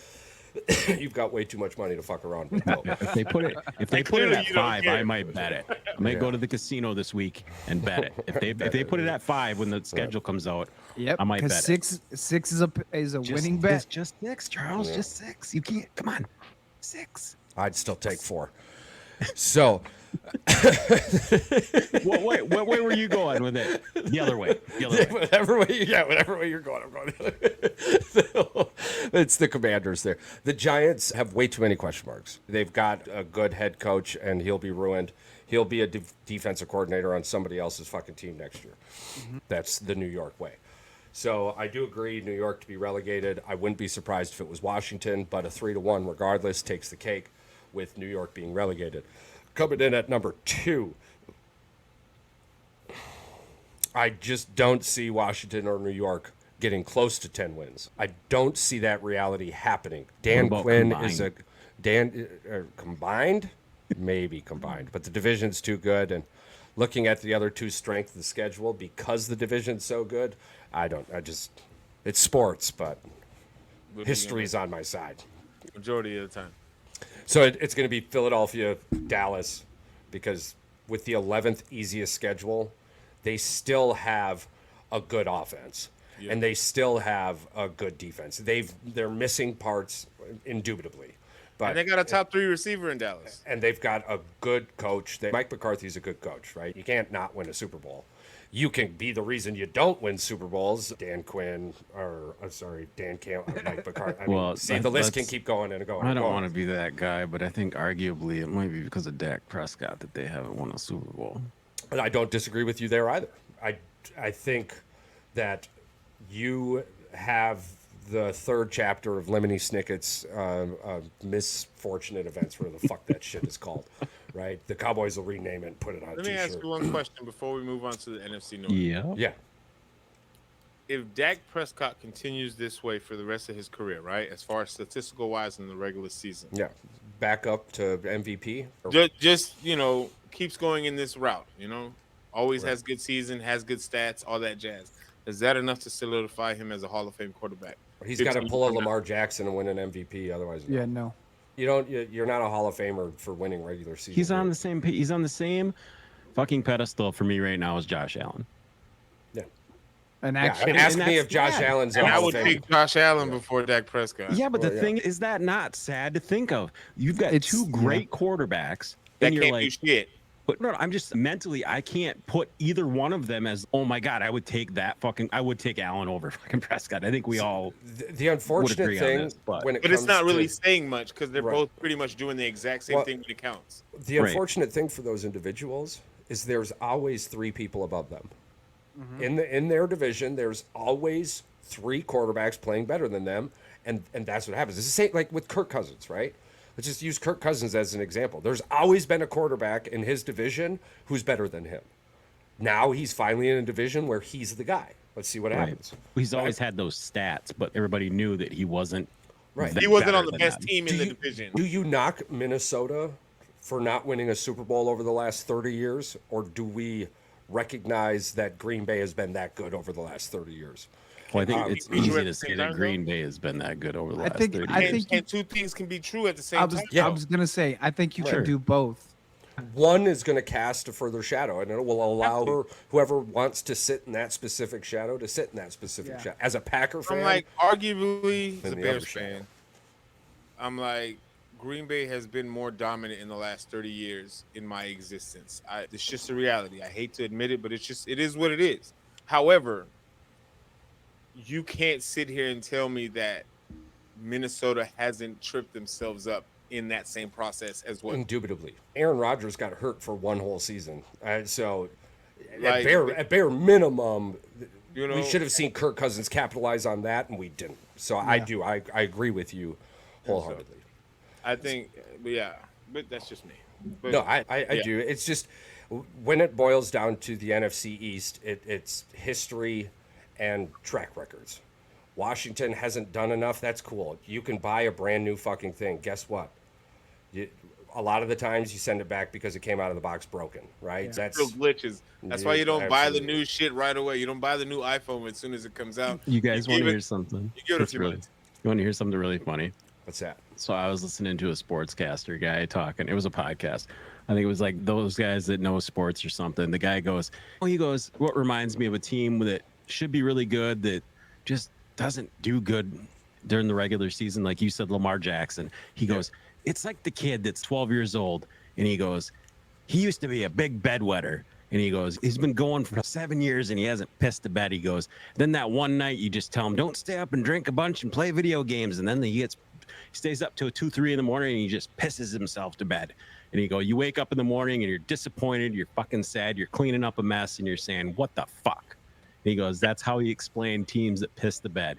He goes, they piss the bed. That's what he calls teams that shit the bed. He goes, teams piss the bed. Yeah. I'm like, It's not a bad analogy. it makes sense to me. Shit. So we've got Philly, Dallas, Washington. I think we and the all have the Giants. same. I think we all got the same Where, orientation. where I disagree from you three, though, would probably be the win totals. I'm thinking 12 wins is the top in this division. I think two teams beat the hell out of each other, and they get surprised down the road. There's a handful of answers. I think the NFL in its entirety this year, we're not going to see those top-heavy juggernauts. No, I think you got CeeDee Lamb. He's only the 7th best wide receiver in the NFL. I even if I had Ninth to best receiver in the if NFL. I had to give you a best win total, the team that's going to be the number 1 seed is probably going to get 15 wins. I'm thinking 15, that's not 15 too good. 16 wins tops. So Wait, who do you Well, think's going to I win think 15 games in the NFL? I still think the number 1 seed is still going to be between Philly and San Francisco. I'm saying I don't disagree. Actually, I do. In I'm its entirety. confused here. What do you? No, I'm saying the team I that don't- takes the number 1 seed will have 15 wins. I don't even think San When, Francisco. when can was the get last 15. time anybody had 15 wins in the NFL? Was the I think it was probably the Patriots with Brady? They had 16. I don't know. I don't know. The NFL's got so much parity now. I don't see a team winning more than Because 14. most teams, once you clinch the playoffs, and if you clinch Yeah, your they just division, they don't they rest they their usually have a 2-game lead and they just don't give a shit at that yeah, they point. rest their players the last couple of weeks, so it's like the likelihood of you walking out with more than 13 wins is unlikely. Okay. How many do you think the 49ers get then? Me, I think they get like 12, 13 wins. I think 12 or 13 is good for me too. And And I think Philly and San Francisco are gonna have around the same amount So of wins. we're holding this to Charles because you said NFC. So I'm And waiting. I said the Unless number one somebody team from in the the NFC. NFL. In the NFL. Well, I don't still But don't I don't see a even think team in in the the AFC NFL that's anybody's going to gonna win get that more many than 12 games. or 13 wins. So, I'm excited now. I'm excited. You've put this in my head where I'm trying to wrap my head around it because I know it's not Lamar. There's only I three know it's not possible teams. Lamar. There's only 3 possible teams that can walk away with 15 wins. Maybe Lamar 4. Jackson with Baltimore, Kansas City. Philly, San Francisco. Yeah, that's it. Those are the only 4 teams. And yeah, there's 4 teams. I I think can those only are think the of only 4. 4 teams that I can possibly give you the idea that could possibly. And we already went reach through 2 of those in the NFC. So it's down to those 2: Philly, Baltimore, or Kansas City. I'm trying to think, but I can't. I can't think of any other. Charles is setting us up for the most disappointing fucking NFL season of all time if he's going to say that it's Lamar Jackson and the Baltimore Ravens go 15-2 or 16-1. Better not. He better Because not. he's going to say they're just going to piss it away in the playoffs anyway. You think Green Bay is going to win 15? no. God, Oh, I'm about to say. I'm just trying to figure no, out where no. you guys are. I said that at best, the number one team in the NFL But who do you would think win can get those maybe 15? 15 wins. It's not. It's multiple teams had 13 and 14 wins last year, and a lot of their losses were a field goal here or a pass there. It's not. Well, It's, only one team had 13 wins last year. And that was Baltimore. There's Well, I lots think- of 12. I think that you have to realize that Philly's schedule got way easier. Dallas's schedule got way easier. I'm guessing the Ravens and the Chiefs schedules are gonna get easier. He's been looking at strength of schedule. I guess that's something I didn't so, look into either. Yeah, So I think 15. I don't think 15 wins is out of the realm of possibility at all. because let's I be mean, honest, the reason Dallas won 12 games last year is because Charles. they had 4 bye weeks. Not only Yes. that, Charles, come on. They had the 15th easiest schedule in the NFL Oh, for a it does, team that yeah. probably should have already was going to be a playoff team before they got the schedule. I think their home schedule was like 24th. They did go 8-0. The only team that Hardest. went 8-0 at home. I think Cleveland went 8-1 at home or something. They were the second best team at home, which is crazy. The only Crazy. game I they can't wait lost to was get into the the one they AFC. rested all their old guys in. yeah. I just don't see a team making it past 13 wins. No, Charles. I get what Charles is saying. He said Yeah, the yeah. best a team At can the do I get very, you. in very the best. NFL. And I hear that. wins. I hear that. This year. I'm Yeah. looking at the teams and seeing the people that they've signed and drafted within the division and all that jazz. And I don't see anybody making it past 13. I think the other thing we have to take into to account is, like we said in the beginning of the episodes, prior to schedule release, that You're right. schedule is going to depend a lot on who's Well- getting to. If somebody can get to 15 wins, Tough games Because- at home, easy because- games at home. think about last year for Philly. We had freaking Miami, Buffalo, Kansas City back to back, and then the Niners right after that. So Yeah, it's a gauntlet that nobody in the NFL would have survived, no matter who you were. You could have Yeah. put Kansas City in that schedule, and And they they probably would've- would have went up 1-3 or 2-2. There's no way they were coming out of that 4-0. and we No went way. 3-1. Yeah, That's the crazy thing is like when people are like the Philadelphia collapse, motherfucker, we had the hardest gauntlet of 4 games of anybody in the entire league last year. On every channel they said it. Anybody who watches football knows it. We beat the Bills. We shut Miami down to 17 points after they had scored 70. And then the Chiefs, we had a straight barn burner with them. I just think the release of schedule and the position of different teams, like Philly and Green Bay, the reason I love this for week 1 is because we are seeing Jalen Hurts and Jordan Love at their peaks. They haven't had a chance to get injured yet. You know what I'm saying? This is fresh game And you're talking about two of the best quarterbacks in the NFC. So that schedule release is going to dictate a lot on who's going to end up with 12-5 and who's going to end up with 7-10. Right. Did they figure out this whole jersey thing too? No, that's still not resolved. I think I'm imagining they're going to wear white. I think what's going to end up happening is Philly's going to be in our all blacks, black helmet, black shirt, black pants, and Green Like Bay's going to have with to a go. white eagle on the side. Yeah. Yeah. And then Green Green Bay's Bay going will to have like do the all same white. deal with it's all white with a black fucking G on the side. I don't know it's gonna how be weird. you do that unless Philly Chocolate. goes all Green white Bay, because Green Bay will just. Green go Bay's to got those chocolate Acme Packer the uniforms Acme they can Packer wear. ones, yeah, oh yeah, your Those things are throwback shit. Jesus. I Those will things agree are with you. ugly. Hey, but Charles has a fun fact about that. You guys can blame yourselves for that because something about Charles, what was it? They bailed out the Packers when they were the Acme Packers. They actually Bears paid for did, them yeah. to stay a team. Yeah, the So Bears. congratulations to the In Packers the for the very Bears beginning, owner giving the Packers money to stay afloat. in the very Those beginning things of are everything. fucking ugly. Yeah, in the very beginning of everything, the Packers could not pay the player's salary and some other salary. I think it was to But- keep the stadium and stuff too. Yeah, But the Bears owner, wanted the very- rivalry to keep going on, so he the paid. Packers were the only team that filled the Bears stadium. When other Yeah. teams would show up, it would just be so. That might in be a lieu- bigger regret than In lieu of competition, he Hell no, he it's bailed the given- Packers out for 5 years. Yeah, That's got to you- be the best decision the Bears owners ever made because It's the made them so rivalry much it's money, kept them too, yeah. relevant. Like Yeah. that, everybody wants. I don't give a shit if you're an NFC fan, an AFC fan. Green Bay and Chicago in either Lambeau or Soldier Field or whatever it's called now. They're selling. is- it's still Soldier Field. They better not disrespect that shit. the Pillars are the only thing that has to stay. Those like Very that rivalry. You talk about It's a heartbreaker. dudes just beating the shit out of each other in the absolute Don't get me coldest wrong. environment. Is Where don't Paul's get- coming, where Paul's coming from, is a 10-season beatdown, and he's just sick of it. I'm tired. I feel it. I get it. You're the Commanders fans of the NFC North. That The NFL Fuck heard you. Come on, man. the NFL heard your Fuck cries. The NFL heard Tears your coming out cries, of that and you one. know what? You know what you were gifted. You know what you were gifted this year. The 6th easiest strength of schedule. You know Which what that blows means my to me? mind because You know what that means to me? yeah, everyone other than the Packers and the Lions you play is going to be dog diddly shit. It means Diddly shit to me. shit. Not yet. Not until No, that this first is the thing. snap. Listen, I'm gonna just say this. Charles, can we just segue into it? Can we just do it? That's what. Let's we just did. go into it. Let's That's just do what it. we All right. did. So this is probably going to be the most difficult division, I think, out of all of them, just because outside of maybe the AFC North, and that'll be next week episode.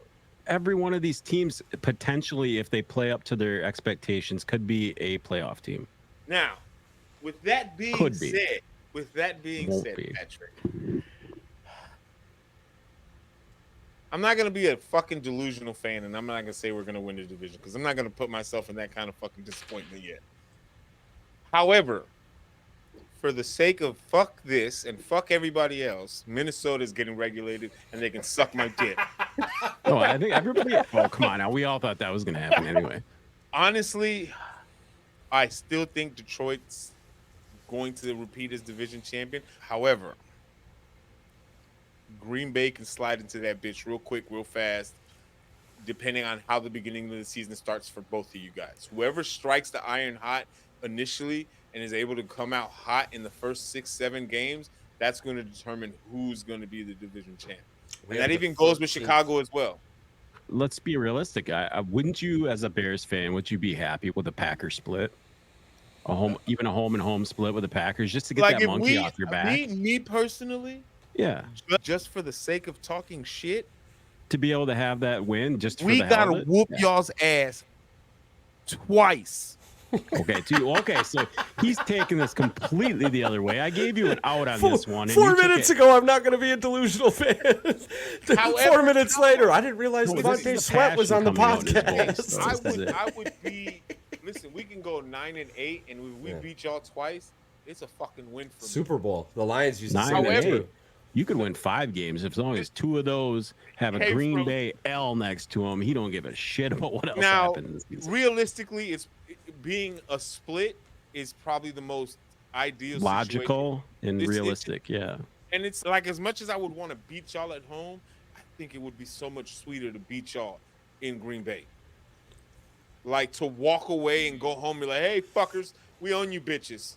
No, it And hurts. It and hurts losing at home. especially in if we Chicago. play y'all at the end of the season in Lambeau and be able to go home with that win is so much sweeter. I feel, in the situation that we've had for the last decade, to have that, to finally end that streak. It's fucking over. Yeah. Ideally, I could see us winning 10 games this year. I still think it's between you guys and Detroit for the division. I think the division winner is going to probably get another maybe 11 or 12 wins this year.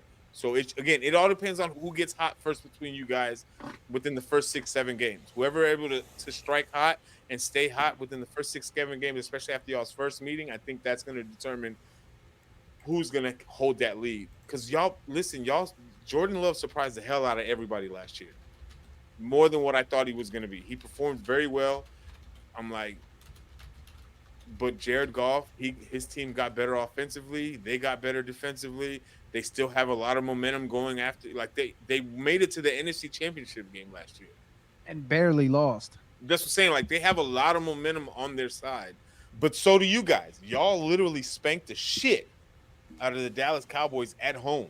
And I will send the Green Bay offices a very nice box of chocolates for that ass whooping y'all delved out. And we were one field goal and a missed tackle away from going to the NFC Championship. Well, just say you were a special teams player away. You were a kicker away from. So I think Minnesota can suck my toe, and they're going to get regulated. I want to say Detroit, but Green Bay can win it. And then, again, I don't know what Chicago is going to perform like. This NFC North situation is everywhere. I can tell you two things off the top of my head what the Bears are going to look like compared to what they were last year.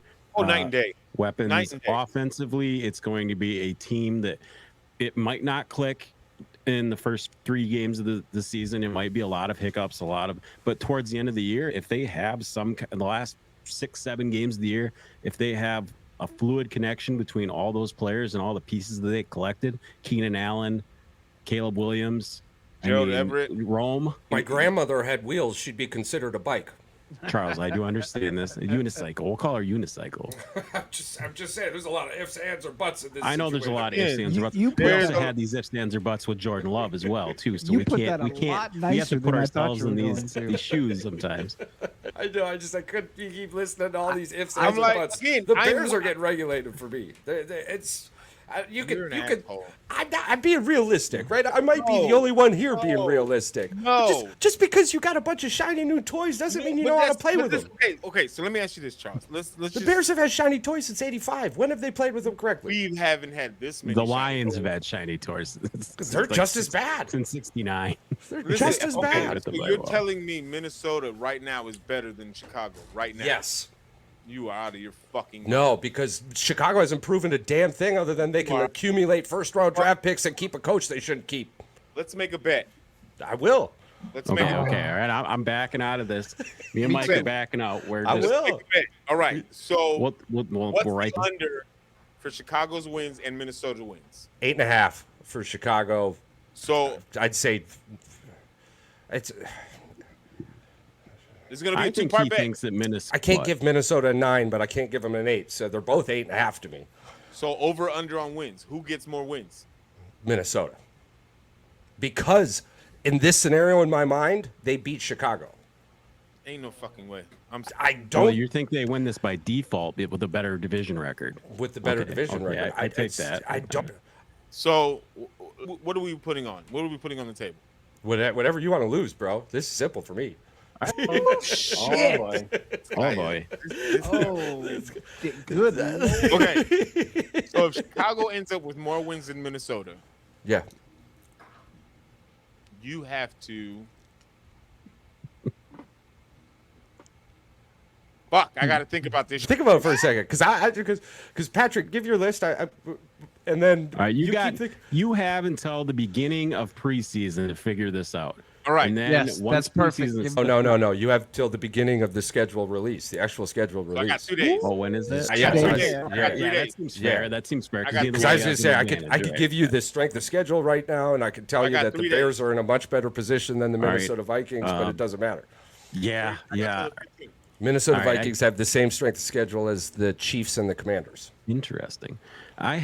This is the one that bothers me the most. It's most difficult for me because I have the Detroit Lions repeating again as the NFC North champions. Here's the issue why they didn't lose anything. They still are consistent. They have better weapons and more consistency. They have a better running game. The Packers got Jacobs, but the Lions arguably have one of the best offensive lines in the NFL. Let's not kid ourselves. And like you They said, do. worse. But here's the thing: Green Bay with Jordan Love, it's a prove that you weren't kissing your sister type season for the Packers. And I think everybody knows Jordan Love is good. Is he good enough to overtake the division at this point in his career? Probably not. So I'm assuming Green Bay is going to win 10, 11 games. They're going to make the playoffs again. They're going to be a thorn in Detroit's side, just like they were last year. Right. I've got third place with the Bears. I think the Bears are going to win 8 games. They're going to go 8-9. I think what's going to happen with the Bears, like you said, they're going to falter early because they don't have that chemistry. They're going to probably fall behind 4-7, and then they're going to go on a little win streak at the end of the season. They're going to show everybody what that team could be, and it's going to be better than what people thought it was going to be, but it's going to take time. Yeah, And Minnesota with the caveman at quarterback, we're going to see J.J. McCarthy this year. I can almost guarantee that. Oh yeah, because they Because- signed Sam Darnold, right? Yeah. Yeah, been a they good got bench Sam by Darnold, week the 6. surfer caveman from USC. He's gone by week 6. He's on the bench after week 6. I think he is. Damn, that's Charles, generous. You I was think gonna he's say week last in the 4. season? I think what? I think give him 6 games. Minnesota is stupid when it comes to quarterbacks. I'm going to give him week 6. They won't 6 bench weeks. him. I think they're going to give him 6 weeks before they switch to JJ. No, I was just going back over the last 20 years looking at the NFC North winners.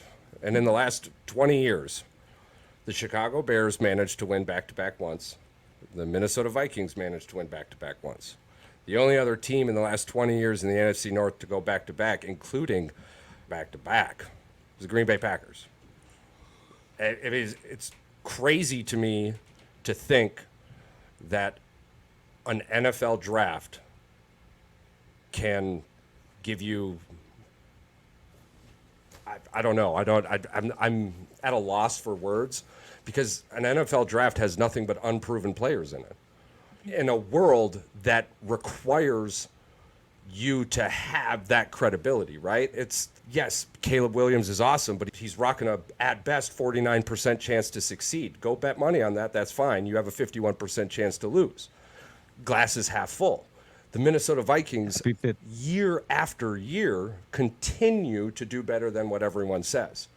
The only 2 solidified things in the NFC North in my lifetime has really been the Bears front office and the Detroit Lions as an organization.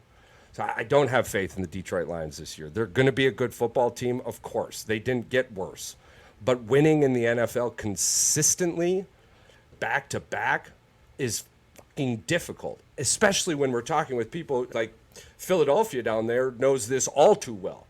If the Philadelphia Eagles won the division last year, this entire conversation would have been a hell of a lot harder for Mike than we all realize. Yep, absolutely. It's not about do I think the Chicago Bears can't be great? Absolutely. Talk to me next year. I think that with time, with the building pieces, absolutely. And I love Paul to death. But the relegation in the NFC North continues to be the Chicago Bears until proven otherwise. I think it's going to be Green Bay. Detroit and Minnesota are going to be a hell of a lot closer than people realize. Just because, to me, Detroit is a wild card. Dan Campbell is a great coach, absolutely. But when you have a great coach that also costs you games, that's not Kevin O'Connell. That's not Matt LaFleur, and it might not be Matt Eberflus, right? Don't hold your breath. I know, Here's the that's what I'm thing: saying. if you can always give that coach comment to any team that blows a lead and loses a game. So it happens every year. So it's just the coach on the other end of the losing game. I don't disagree with you. Because whose fault was it that Green Bay lost the playoff game? a kicker and a missed tackle. No, you can't put that on the kicker because kickers miss kicks. It just happens. Our kicker it was missing happens. kicks Part all of the year, game. so special teams coach is trash. Why didn't they get rid of him earlier in the season? So the coach is the one that does the firing. So blame the coach. I'm just saying we want to put special teams blame on the coach's team ass. that loses. Yeah, I think Who's kept them on though? yeah. But, Well, who but, kept- but yeah, what who I'm kept talking Gary? about but what I'm talking about specifically, has Dan Campbell cost the Detroit Lions fucking games because of his coaching decisions? yep. That's all I was saying, right? And I'm So you're using saying- that. But then you're saying if he gets better, then they wouldn't lose those games. So you're saying that he's not going to get better as a coach? I don't see him switching from a You don't player see him coach getting to a better? coach. I don't see him switching from a player coach to a coach. Do you Yeah, that would be consider- it'd be too much of a drastic style change for him. That's Do not you- a change you can make in one season. The two of you both are in agreement. Do you guys, Paul, are you in agreement with this too? Do you believe that he's just the player's coach and he's a people pleaser when it comes to the guys on the team? Everybody loves him with that whole kneecap comment, bite the kneecap. If the offensive line says go for it, he's going to go for it. That's a terrible decision. His big thing always was is if you're a Lions fan, they hate when he does this. They think it's funny. But then at the end of the day, like you said, if they lose, it is a judgment call by him, and he did lose them the game because he did something. And he's stupid. been doing it for 3 years. So what Well, I makes know me that. think? What makes me think he's not going to do it in the fourth year? He's not going to unless ownership says, "Hey, knock the shit off. It's time to frickin' start using your noggin. Let the offensive minds Let me ask you do this. a little bit more shit." Has every year that he's been there, have they not gotten better? How much better can you get than the NFC Championship game? So are we talking Super Bowl? I'm just saying, Sure, maybe. they've gotten better. No, I mean, to me, it's the NFL. Aaron Rodgers wins a Super Bowl in 2010. Every single one of you thought he was going to win 5 more. He should have. Even as a Bear fan, you didn't think he was going to win more Super Bowls? He should have. I'm talking. We're in 2010 right now. Fuck the rest of the time. We win. Now, time as a machine. fan, we wanted him to win more, but that's us. Every analyst in the world was saying he's going to win fucking 5. It was all over ESPN. It was all over Fox. This is the biggest issue that I had with Green Bay when it came to, especially after y'all won in 2010. Y'all never built around him the way that y'all should have. That was ownership. Again, Yeah, we could. But the point of that, he should have. Between, I've said this numerous of times. I am a Bears fan. And fuck the Packers more than anybody else. However, between Brett Favre and Aaron Rodgers, the fact that they only have 2 fucking rings within a 20-year span doesn't make sense to me. When they should have at least 6. And we could blame Mike McCarthy. Yep. I'm like, he has part of the money, but it's also Aaron Rodgers. It's also the offense. It's also any other coach. It's the front office, the lack of wanting to give him weapons offensively, the lack of wanting to build a defense consistently. It's the lack of wanting to draft him weapons late into the. I'm not saying that y'all don't draft. Outside of a running back and a number 1 wide receiver, that's all they ever had when they went to those Super Bowls. You had Jordy Nelson one year, you had Devontae Adams the next year. That's all they had. And even Favre only really had one weapon. And this wasn't necessarily supposed to be why didn't Aaron Rodgers win 5 more. I'm using that as the hype for what is happening right now with the fucking Detroit Lions. I think that they're going to win a Super Bowl next year. That's not what I'm trying to say. My thing is now. But the only thing better than the NFC Championship game is getting to the Super Bowl. Well, getting to the Super Bowl. I guess technically there's 2 steps. You got to get to the Super Bowl. So if Dan feel Campbell like- doesn't get to the Super Bowl next year, is he regressing? No. Technically, just By what you guys are telling me, yes. Based on analytics, that's a regression. But the What thing I I'm think- saying, go ahead, Mike.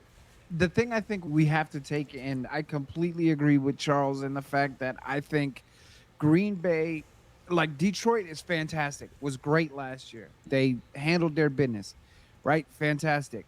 But Jared Goff is not Patrick Mahomes. He's not Joe Burrow. And I'm not saying he's a bad quarterback. He beat Patrick Mahomes. I'm not saying he's a bad Joe quarterback, but he's not a great Davius quarterback. Tony dropping the ball beat Patrick Mahomes. Sounds like a him problem. He's not a great quarterback. No, and Mahomes let's threw the be honest. interception. Let's be honest. Who's Jared Goff's wide receiver 1? Jared Goff is St. I'm Brown. St. on Brown. Ross St. Brown. I'm on Rouse St. Brown, right? He's not even a Pro Bowler. I was gonna say He is had he one a of the top 10 best receiver? seasons of all time, like for a Lion. Talk to me when he's a Pro Bowler. Those don't mean the Pro shit. Bowl is the Pro. All right, can we get into the Pro Bowl for one? The Pro Bowl is the biggest dog shit fucking nonsense fucking thing on the planet. Next to the freaking, next to the Major League Baseball fan vote All-Star game, which players who don't even fucking play get into the All-Star game. Yeah. Talk to just me when a think- guy who's not on IR gets on the fucking Major League Baseball roster for All-Star game. Talk about That's funny. stupid. Dude's gonna cast and he's in the he's wearing his All-Star jersey. Yeah. It was like 5 years ago. Some dude was on the All-Star game and he had a cast on. Why? Pierre Paul blew his fingers off. Yeah. That's funny. Oh my god. Oh yeah, it was a Pro Bowler, right? Yep. I just think the NFC North, like Paul said, I think the It's a NFC giant. North is probably the hardest division relegated. in the NFC officially to predict because Jordan Love did come out and show his ass last year. He played like somebody had a fucking can of goddamn butane and a lighter to his head. He was on his shit. But the Lions did the same thing too. Now, here's my problem with the Lions, right? The one player they picked in 2022 to have a good season who is turning out to be significantly worse than they thought is Jamison Williams. They made that draft pick and he is not working out, right? They also don't have a running game. Who do they have in the who's Detroit's running back? Number Gibbs one. and Montgomery. Yeah. Jameer Gibbs and I know you fucking lying. Montgomery. Yeah, they had a pretty good running game last year, I think. Jameer Jordan Gibbs, Love. I'll give. Jameer What's Gibbs, up, I will fellas? give. But like, it's not Detroit's running game doesn't scare me, and it shouldn't scare the Bears, and it shouldn't scare the Packers. Like their running game's not that good. I think honestly, the way it's going to look for me this year is Packers 1. I'm going to give the Bears 2 because something says the Bears are going to be at least double their record from last year. I think the Lions are going to come in 3, and then the Vikings get relegated for me. I think the Bears and the Lions are going to be closer Wait. than You anybody said thinks. we're gonna double our wins. Yeah. So you're saying we're gonna win 14 games? Oh, you guys had 7 wins last year? Yeah. I thought you guys had 5. Sorry. No. Okay. Then you guys will get 10 wins this year. I think I'll the Packers. take 14, my guy. I think The I Lions. think The Lions would have had 2,313 rushing yards last year if Teddy Bridgewater wouldn't have took a sack. So do you know the last quarterback picked That's number the 1? stat that came up when I googled their rushing yards. Do you know It who had the all these last yards. quarterback picked number 1 to win a Super Bowl is? No, I do not know. Pick number 1. He was picked number 1. I have no idea. Peyton Manning. Yeah. Close. Yeah. Eli. Eli was number 1. Yeah. Yeah. He That's he got Insanity. Okay, now hear me out. Oh no, I agree. How long ago did Eli Manning get drafted? 2010, How long ago? It was right? 2010 or 2003. 11. Yeah. Yeah. Maybe Caleb Williams is the next. Been almost 30 years You without. trying to say that? You trying to say this? is like Almost 20 years without. Charles? I'm just gonna say this. Last year, there was only one team better than us in rushing. Suck my dick. That was Well, Baltimore. that's because Justin Fields was running his ass off to save his life. Does it? That's because your offensive line was leaky as fuck It last mattered. year. It mattered to the Baltimore Ravens come We playoff running time. all over you, bitches. It mattered to the Baltimore Ravens come playoff time. I think, No, I think the Green Bay Bears take- rookie running back had a really good season last year. I think he had like Roschon 400 Johnson. yards. Yeah. Monster. Yeah. I think Green Bay, in my opinion, I think Green Bay takes the division. I think Chicago's a close second, and the Lions are third, and then Minnesota. Who's more can go mobile, fuck itself. Justin Fields or Caleb Williams? Justin Fields. Justin Okay. Fields. So those gaps that were created because defenses were worried about Justin Fields running aren't going to fucking be there anymore. It's You going said to they it's going to fixed come it in the down. offseason. They They got also have a a better tackle. running I thought they back fixed that Yeah, offensive line. Devontae Swift. The Bears have offensive weapons. It's the person driving the helm I don't have faith in, and it's not because I don't Well, have faith in him it's- because of Charles, his name it's or what he it's does or unproven potential. You don't know what it is. Proven potential in the NFL. That we heard the same fucking hype with Justin Lawrence. I said 8 games. Trevor I said 8, Lawrence? 9. Trevor Lawrence. Yeah, I can't even remember his name. I think they're going to win one more game than they won last year. Sunshine, I'll give them. I'll sunshine. give them. They're going to be a better team than they were last year, but it's not going to be that noticeable. They're going this to be year. and after everything I just said, this is going to sound crazy, but I It's I not think gonna sound crazy. It's you. I know. Thank you. Charles, But I you think gotta remember, it they is only going to have be this- noticeable. They I don't think it only is going have to be this- noticeable. They only Sixth have easiest the schedule. sixth most. Yeah. So they Yeah. should be better than they were last No, year. I'm not disagreeing with you. This is why I said everything that I just said is going to be crazy. I think they're going to look noticeably better. They've got the offensive weapons to do it. You just need to get the ball close enough to Keenan Well, Allen, right. and he's going to get you yards. Not only right? that, you got Rome. Right. Unproven. I don't give a fuck about that. I Rookie don't. wide receivers tend to catch the ball outside. But that one guy from was it the Chargers? The guy that his rookie card, he was supposed to be a Trash.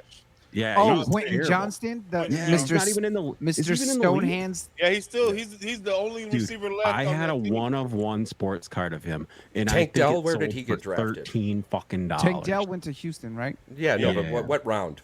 We could just say Tank not. Dell? Either the first or Second, I second believe. round. Second Okay, round. so not the first round. No, SMU, round. correct? Yeah, played at Yeah. SMU. Puka Nakua, where did he go? I think it was third or fourth. Third or So fourth not the round. first round, yeah. So you see where I'm going with this, right? We can Yep. keep going down. These first round wide receivers, this is NFL draft day fucking hype. This is an entertainment business. And until you get on that fucking field and show me that you can be Devontae Adams or Justin Jefferson or what's his face from I'm not fucking disagreeing Cincy. with you Well, on let's that. not I'm kid not. ourselves. It's the situation these But players are put in as I well. just don't think that Minnesota is going to be better than Chicago this year.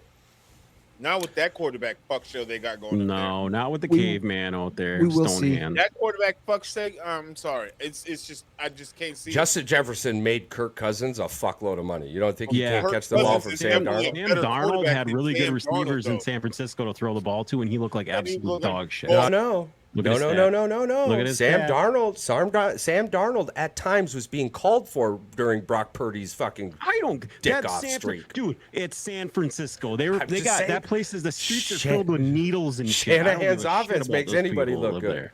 It got San They didn't make Francisco Sam is a Darnold bunch look of good. freaking homeless hobos. It fucking that didn't. live It in got the him another fucking starting bum job streets. position after the Teenage debacle that was the New York Jets. Ninja bums is what they should be Kirk called. Cousins not there. If Listen. Kirky was still in Minnesota, Sam Darnold would be on somebody's couch. He'd still be back up in San Francisco. No, he'd be teaching surf lessons down in San Diego with the freaking bums, with the bums, with the needles, with the Only reason why bums. he's in Minnesota is because he's just a bridge quarterback for JJ. Let's not get this shit twisted. So Okay, Justin, you want to do Justin Fields is better than Sam Darnold? that? Sure, I'll Fuck say it. yeah. Is Kirk Cousins a Because freaking they had the option to take them both, and they chose Sam Darnold. Sam That's- Darnold can suck my dick. I'm just saying. Charles, I'm do you gonna believe take- JJ is I'm gonna? gonna take What week is JJ coming Out in? of my book, Next year, Sam You, Darnold. you don't? You think Sam Darnold is gonna stay healthy? I think in a division where you have the blueprint on how to build a quarterback, yeah. Here's the other problem. Aaron Jones not proven to be able to stay healthy for an entire season. Guess what's going to happen if he goes down? They have a dog shit backup. So he's going to have to throw the football. Guess what's going to happen if he has to throw the football? He's going to get put on his ass. Guess what? Sam Darnold is not a quarterback who's going to be able to take a hit. Here comes he's J.J. also not McCarthy running. strutting in. Yeah. I'm telling you, 6 weeks. I'm Sam saying this is Darnold- how it's going to go down for me. I don't know about you, but that's how I think it's going to happen. I was just sitting here thinking about how much laughter I'm going to get during this NFL football season. I'm going to be. Y'all, I'm y'all excited got to some see fucking your- Kool-Aid eyes on right now. Hey, I'm hey, telling hey. you right I fucking said- now. I'm waiting for I them to said come 8 crashing through my wins. door so I can scream, oh I no. said 8 wins. I said 8 wins. I did not give it to drink no Kool-Aid. I just said they're going to be a little You bit got better the than Bears that. winning 10 games. I didn't Eat 10. Eat Oh, hot he dogs. didn't say that. That was. I that said was, 8. I said Oh. 8. That was me. that Okay, was good. right. Okay. All right, then I'm going to take that hot dog back. I didn't say that. I said 8, maybe 9 wins. Look, the only reason that I give Being against Green Bay. the only reason I give Chicago 10 wins is because Paul's your They're- best friend and you love him to death? no, because I'm kidding, When I does the kid, I'm schedule kidding. come You out, know, guys? when On when team, Philly on team. in 2019 when Philly beat the Bears on a double doink, it was like one of the best memories of my life. Still But- to this day. No, I give Chicago. I just think Chicago is going to be better. Caleb Williams be damned, and y'all know how I feel about it. I think they should have kept Justin Fields and just drafted a receiver and built Right. around Justin. But I think, They tried for 5 years. 4 years.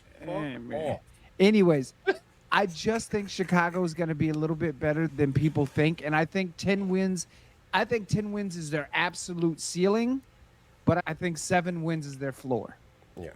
So But- we'll see. Did Minnesota have a running back last year? Yeah, they had who was Minnesota's running back last year? Addison. Jordan. Addison. They have Addison as well as a receiver from Right, yeah. It was USC. Madison, right? Yeah, but Madison's still there, right? Dog walk. I think he's the backup to Aaron Jones. Absolutely. Yeah, Madison. He's a pretty good running back too. Yeah. They also It's had that Cam offensive Akers. line that's kind of. There's no fucking way Sam Darnold is making that team that much better than the Bears. There's just no fucking way. I don't think they got worse Ooh. with Sam Darnold. That's my point. You don't think that Madison you don't only think because had they went from 700 Kirk running yards Cousins to last Sam year. Darnold, they didn't get You worse. seen what fucking Kevin O'Connell did with Joshua Dobbs? Are you kidding me? That magic who's Kevin lasted for O'Connell? 1.5 games. Calm the fuck down. 5 picks, 5 touchdowns, 5 picks. Oh, you're too. talking about the whole you're Kevin O'Connell, the coach. I was like, Kevin Yeah. O'Connell. I'm like, who the fuck is Kevin O'Connell? I The said coach. Kevin O'Connell is a much better coach than Matt Eberflus. Yeah, that whole the Dobbs thing lasted what, 1 game or 2 games? 1.5 games. 1.5 Yeah, games. he ended his tenure 5 picks. Oh yeah, 5 no, it's touchdowns. the last 2 games with Dobbs. Let's, was let's terrible. be honest, I don't Charles. hear that We'll shit. keep this whole thing going. That is definitely a coach issue. I like him as a coach, but I think he makes stupid play calls as well. O'Connell. Who do you think is a better coach, Matt Eberflus or Kevin O'Connell? Neither. You got to I was pick gonna say one. the same answer. I have I to would say go. O'Connell's you a guys- young, probably guys a are on young, drugs more right now. intelligent, better coach. Yeah. But Kevin I'll O'Connell's take a good O'Connell. coach. I'll take O'Connell over Eberflus any day. But You don't I'm have not a choice. taking You- that. you would take Dennis Allen over fucking Matt Eberflus at this No, point. but no. I'm not Let's trusting give him an Sam even better Darnold one. over Caleb Williams. He would take what Weiss? You would take Weiss over. Yeah. Yeah. Charlie Weiss. I'll take Charlie that. Weiss fat over fuck. it. Yeah. Take Romeo Crennel over Romeo fucking Crennel. Eberflus. Let's keep So going. you got a Who's the guy guy- that likes to sniff feet So or you don't whatever even from trust the Jets? guy who's telling the guy driving the helm what to do, and we He's don't worried even know about what the he. defense. Charles, we all love a backseat driver until we get in a car accident. So let's just have this little conversation here and make it fun. Listen, I'm not disrespecting your decision because. Well, of course not. No, this is the podcast. This is the You whole have point of valid this. points. You have valid points. I'm not discrediting the points. It's just in my. I'm sorry, brain, Minnesota. You're out though. I lost this one. It's 1-3. In but- my brain, I just can't come to grips that Sam Darnold makes Minnesota better than Caleb Williams does for the Bears. I can't. That sentence doesn't make sense. And I don't disagree with you there. But Kevin O'Connell makes the Vikings better than Matt Eberflus makes the Bears. And That's and a I- true statement. and I This think again, we're definitely gonna fucking see who's And the you've better gotta- head coach this time around. because you've got a We dude got a rookie unproven. quarterback and we got a dipshit quarterback. Yeah. Arguably, the I wouldn't Jets call him a ruin everyone dipshit they quarterback. touch. They even broke Aaron Rodgers. So Definitely not better than. Does Aaron Rodgers follow the Brett Favre train all the way through and retire in promise you, Aaron Minnesota? Rodgers is going to He Minnesota. regresses all the way next. back to Minnesota. promise and you he's finishes going it. to Would that piss y'all off? What? Would that Hell no. low-key This is piss what this. No, this is what fucking I Minnesota have- takes all of our players. This That's is like fucking normal, dude. It's like manifest next week. destiny. What's that? It's like manifest destiny Yeah, that I Aaron know. Rodgers is going to fucking Yeah, it's going like to the Vikings. I'll be more surprised if he doesn't go to the Vikings. Than I'm telling you that Fuck right around. now. We're gonna with fuck around and everything see. inside of me. It may not even be the Vikings. Fuck around and he changes the whole course and goes to the Bears. It as like won't a be backup fuck or around some and shit. find out it'll be Don't fuck come around over in here. Minnesota. That'll be He's don't still bring willing. fuck around Can you in Don't imagine? bring Minnesota. that Can you imagine toxic if he goes to the Chicago. Bears and starts beating Don't- everyone? He still owns the Bears. Aaron Rodgers, Don't he bring- still would own the Bears. Yeah. Don't bring that toxic shit over here. Leave that shit over there on the East Coast. It's to me, it's Green Bay, Detroit, Minnesota, Chicago. Have you Yeah, guys but tried to link up yet? By the way, For what? For your just to see if you guys can connect and play a game. We got to figure that out at some point. Yeah, indubitably. 'Cause Are you on Xbox or on PS4? Xbox. It don't matter though. it I should know. I be just got to figure out how cross-platform. to. I got to figure out what ID I got to send you, what gamer tag I got to send you to be able to add me on your friend list on Xbox. Well, I sent you the Discord link, so jumping When? in there moons ago. I'll send you another one. Yeah, send it to yeah. Yeah, I sent the chat the Discord link. There's a whole room and everything. I must have missed it. I think here's what my plan was. If you two want to jump on Friday at some point and try to figure that out, just to see if you guys can connect your gamer tags and at least get in a game together. Just have Charles throw some pitches. You take a couple swings just to see how Just it works. to see if there's no Yeah. delays shit like that. Yep. Yep. Absolutely. I think we can work that out. Can we talk about the topic now? You want to What talk topic? about the 30 players that apparently could play It's not in the even. NBA? This is my whole issue with Austin Rivers' dumbass, and it's not taken away from the athleticism from an NBA player, NFL player, because clearly when you make it to the league in whatever sport you play, you're top tier, you're cream of the crop. You've made it. You're here. Congratulations, you've made it. You're here. But let's not get carried away. There's football fit and there's basketball fit. They're not the same thing. They're not. Just like soccer fit and any other fit. You can't. It's not comparable. Now, could there possibly be an NBA player right now that could make it into the NFL? Possibly. Mm-hmm. Again, you still have to get in that kind of shape to be able to handle that. But for the simple fact for him to disrespect that shit and say that all you got to do is catch the ball and run north or run south, I'm like, bitch, it's not that simple. Go put on some pads and catch the ball and see how hard you get hit. Well, I mean, You are little. James Jones said it best. The dude didn't even do his craft good. James So, Jones, but did you I see- fucking James love. But did you see his rebuttal to James Jones shit after he just Yeah, fucking he's talking about he's talking about his money. But Like, this is the thing. This is the thing that pisses me off. Okay, this is the part that pissed me off about Austin Rivers' little dumbass Jones fucking won a Super response. Bowl. It's not even just that. He talking about you want to say that I played for 11 years, but I played for 9 teams. That's not enough, sir. You averaged 9 points, 2 rebounds, 2 assists in an 11-year career as a top 10 pick in the draft. You, sir, are trash. And even if The you exact made definition of a bust. even if Yeah. you made James Jones' career earnings Tractor in a Trailer had year, better stats. you still didn't help any team do shit. The only reason he is where he is because of his daddy. So again, your money, congratulations, you made more money than James Jones did in his whole career. But how much? The thing that made me mad, he was like, I was an All-American high school, this and this. College and high school is great. Good fucking job. But when it counted in the pros, where you're trying to make a name for yourself, make a His name for best your year, career, I think he had 12 or 13 points a game, and that was like his peak. what did you do No, to no, no. help the team go anywhere? So his best year was in 2017, 2018. He was averaging 33 minutes a game, 15 points a game, right? But He's playing for his dad. yeah, I Your never even dad heard thought of you- him. Your Never even dad heard was of him. shit. Your I heard of your his dad dad, thought you was not shit, him. and he traded you away because you Yes. weren't good. His- Your own dad traded you away. his career average was 8.5 points a game, 2 rebounds, 2.1 assists. He's What was played. his best game ever? What was his career His- best? His I career don't have his- season or I don't have his- career. No, His just like, career what's the season was best game he 2018. had? Let's just say the best game he had. While you guys are looking that up too, there's a really easy way too for me to understand this. James Jones ends up in a conversation in multiple different topics when you're talking about top of their craft players. Championship rings, Super Bowl, team-wise success, player success on that team. What was his name? Austin Rivers will never be in any of those conversations. Nope. Not one. Not Okay, not so one. his biggest game came against the Was a f- Sacramento Kings. He had 41 points. He went 14 to 20 from the field. He He's had a only baller. got- He had a game. He's only had Yeah, I did too. a game above 30 points. 1, Pitched a 2, no-hitter. 3, 4, I bet on 5 Austin times. Rivers. He's only had a game above 30 points 5 times in over 700 games. And let's be So- honest, like Charles said, top 10 pick. Yeah, Well, the you only said conversation top 10. he'll ever be in is top 10 picks that never panned out.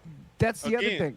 You're This is supposed the to be a thing. top 10 pick. You're supposed to be somebody in the You're league. supposed to. You should at least average double digits, double figures. Your Well, your this whole is the And career. thing. you led your high school team, McDonald's All-American and Duke for 2 years. You led them in scoring, but your average in the pros is Trash. barely 9. Cool. Well, and this is the other thing too, right? Like There's James another Jones Duke said it guy best. that did the same thing.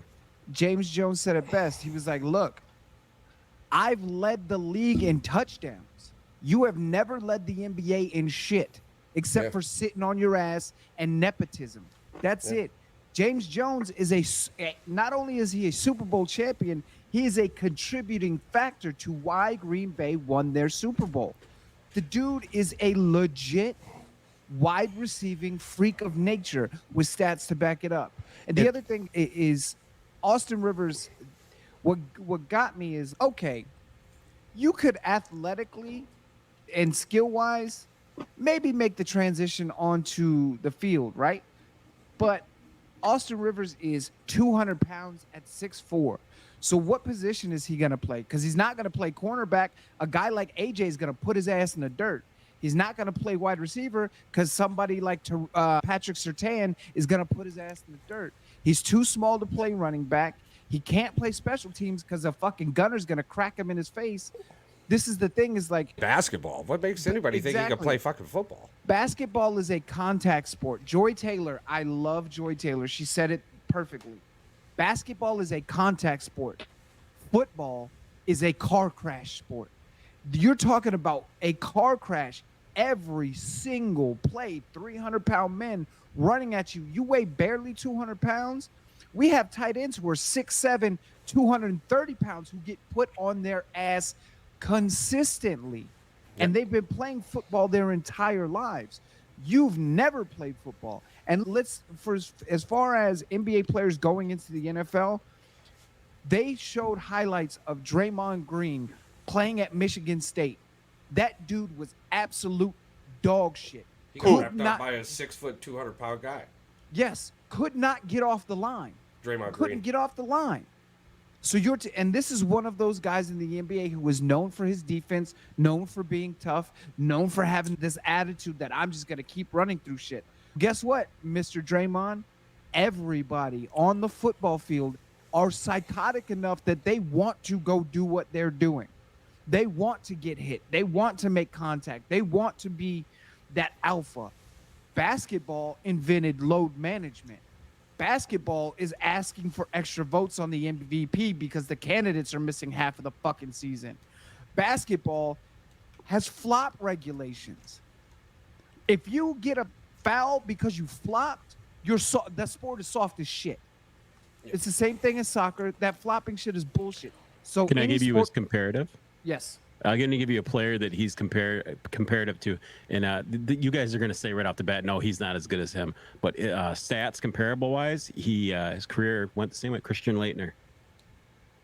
Yeah, I could see that. A disappointment, like the career wasn't. He was really a third overall pick.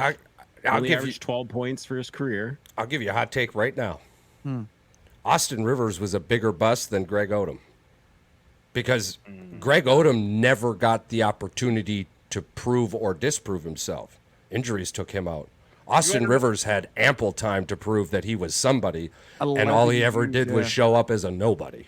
You want to know the 9 people that were selected ahead of Austin Rivers? Yeah, hit us with it. Anthony Davis, number 1. Michael Kidd-Gilchrist, Hall of Famer. Bradley Beal, Deion Waiters, Thomas Robinson, Damian Lillard, Harrison Barnes, Terrence Ross, and Andre Drummond. Give me the 10 who were drafted behind Austin Rivers. All right. After him, we'll Give me go 3. 11 through 20. We'll go 11 through 20. You got at 11, Myers Leonard, Jeremy Lamb, Kendall Marshall, John Henson, Maurice Harkless, Royce White, Tyler Zeller, Terrence Jones, Andrew Nicholson, and Evan Fournier. Let's just keep going. Jared Sullinger, Fab Mello, John Jenkins, Jared Cunningham, Tony Broughton, Miles Plumlee, Arnett Moultrie, Perry Jones III. This draft was trash, sir. No wonder you went 10, because there was nobody to pick. And honestly, if you could redo the draft, Fournier and Plumlee would go before you. Oh, Jeremy Lin would go before him. Clearly, Anthony Davis clearly the best player in this draft. Clearly, Lillard. Dame Lillard, yeah. Yeah. Okay. Yeah. Anthony Davis second then. Yeah. Damian Lillard would rookie of the year. Clearly, that was duh. Yeah. Anthony Davis second best player. Bradley Beal the third. Harrison Barnes, you could put him up there just because. Andre Drummond, I believe, was a double his career. Andre guys. Drummond He was a double pretty champion good. in Detroit until he started. He's like the rebound fucking king. Yeah. I'm surprised Detroit didn't pick up Austin Rivers. Out of this whole draft, there's only one. Thank God we didn't. Two, You might have 3 4 players that are champions, which is I don't remember this guy Anthony in college Davis. at all. Austin Rivers, I remember him at Duke, but it wasn't. Oh, he played for Duke? I thought He played for Duke. North Carolina. No, he played for Duke. he wasn't terrible, but he's making it seem. So wait, he had the greatest college coach of all time as his coach, and Coach K. Yes. Of course, he had a fucking good college career. Get the fuck! You had Coach K. Like the dude is I trusted know, enough. it's like Jay Williams Okay, talking so about. Oh, this he is said, his- "Fuck you, his- dude. You played for Duke." Yeah. Oh, fuck this guy. 34 games, started 33.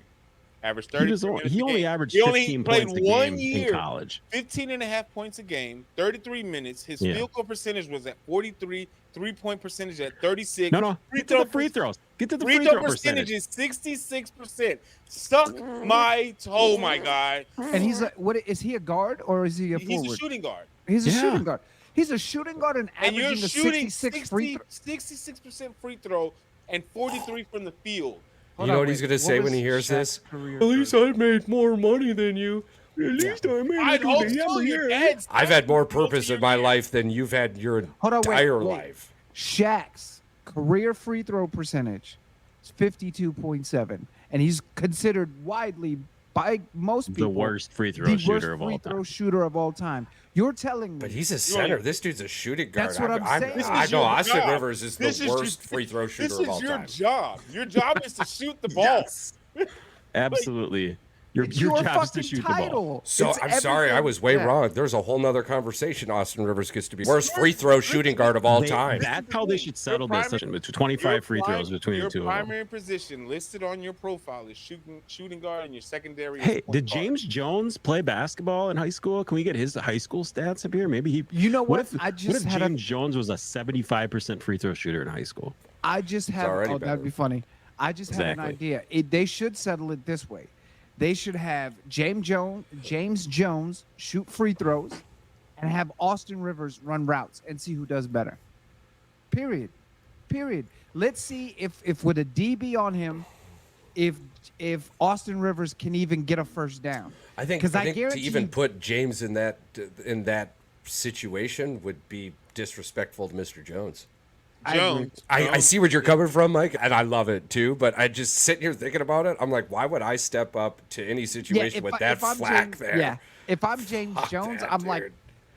outta I'd be here. showing him this finger with a big. Oh, I hold got on. everything to end this conversation and make James Jones just look. Fuck, I even got something Austin Rivers does. Austin Rivers is about to look like a dog shit. You Goddamn ready for this? championship ring. I'm gonna Let's read go. a little. I'm gonna read a little snippet of James Jones' little history and background. Just a little. Yes. James Hit us with Jones lived in various homeless shelters with him and his mom.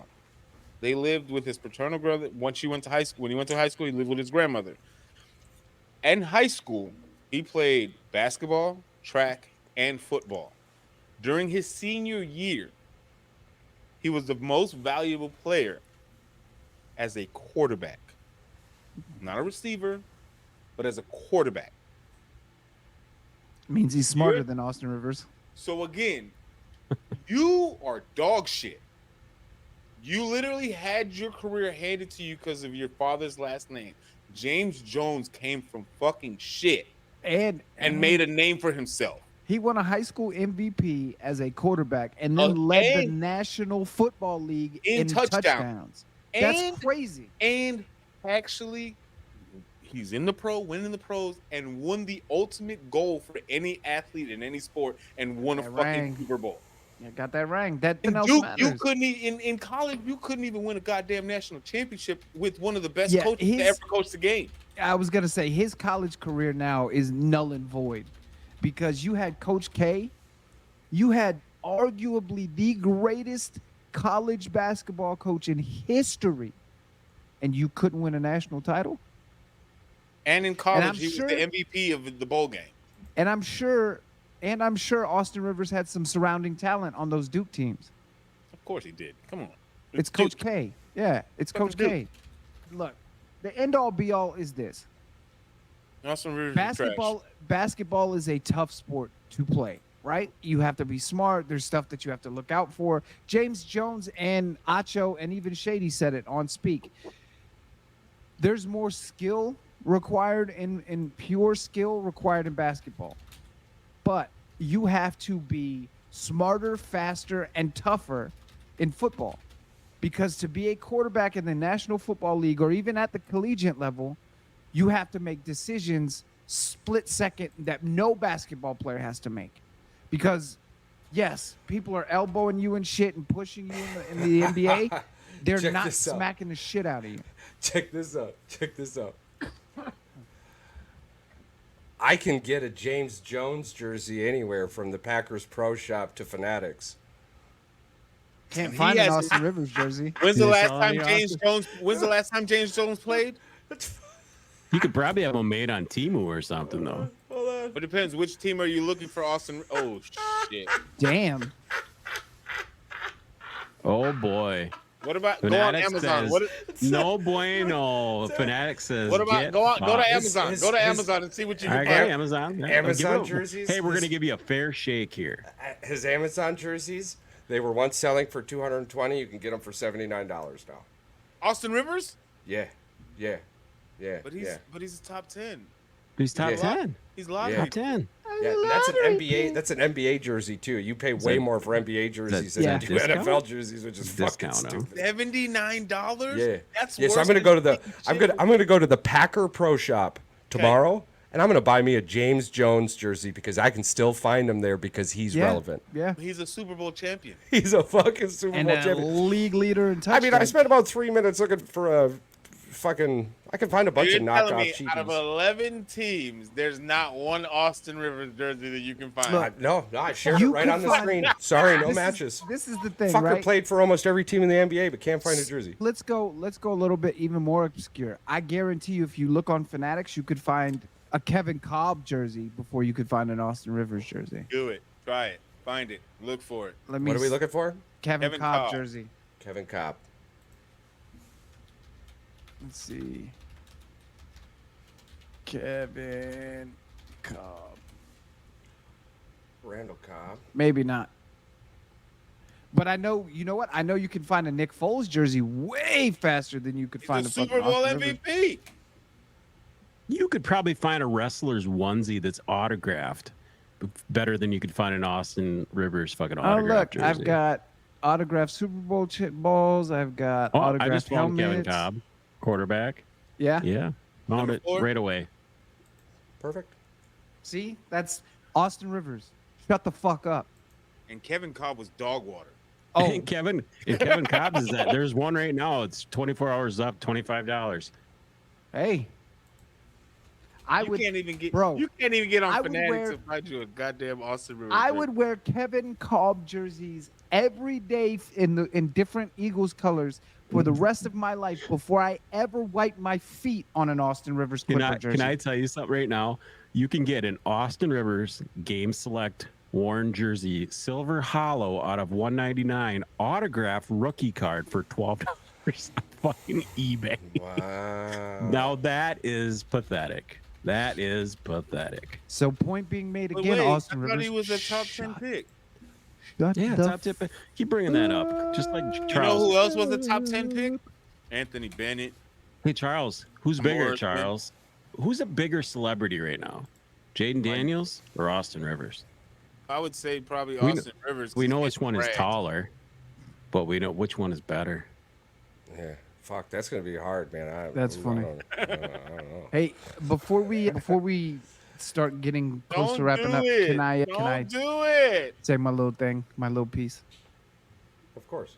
All right, guys. I've talked to Chucky and Pat and Paul, and they all know this is coming. Financially, I can't really afford to concentrate on doing the podcast right now. So, for the time being, this is not a permanent thing. This is not a decision that I've made lightly. I'm going to step away from the heat check, and I'm going to step away from Check the Woods, and I'm going to leave the heat check and my CEO spot of Check the Woods to Paul and his very capable hands.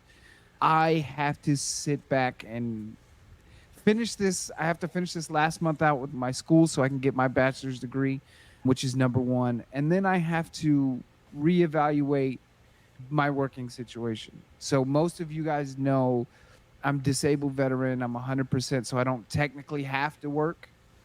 But the money with 5 people in a household In on the middle of a recession. in the middle of a recession plus inflation with the single income right now doesn't work.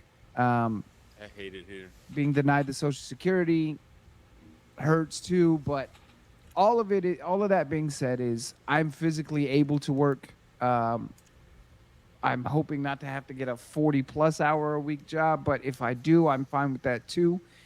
I There's some things that are coming up that just financially won't allow me to concentrate on the shows the way that I need to, and I don't want to be neglecting the heat check or be neglecting you guys. I'd rather take a leave of absence and get my shit figured out and then come back, because I know for a fact that we're right there. We're this close to the precipice of a whole different level of things going right for all of us. Unfortunately, I just have to put in a little bit more work away before I come back. But I'll always be around. You guys will see me on a couple of episodes. I'll drop by every once in a while. I'll be on the heat check. Like, I'm not going away. I love this show. I love the dynamic that we in the heat check have built with you guys. I love the network. I love the positivity and everything we're trying to put out and everything we're trying to do is why I do this show and the heat check show. The other thing that I want to talk about is going forward. When I do come back, there will be no longer wrestling content associated with me. I have made the decision to completely tear away from my wrestling fandom just because of how negative and disgusting and toxic that world has gotten, to the point that Paul and I were planning a trip to WrestleMania and I have called it off. I just don't want to be part of the negativity anymore. The whole point for starting the network was to put out more love than negativity. So I'm going to take a step. I'm going to take a permanent step back from that. If you guys want an explanation or want really to know how I'm feeling about that, on our YouTube, on our TikTok, on our Twitter, and Well, it got muted on TikTok. yeah, then go to Instagram or Twitter or YouTube and look up Dear Wrestling.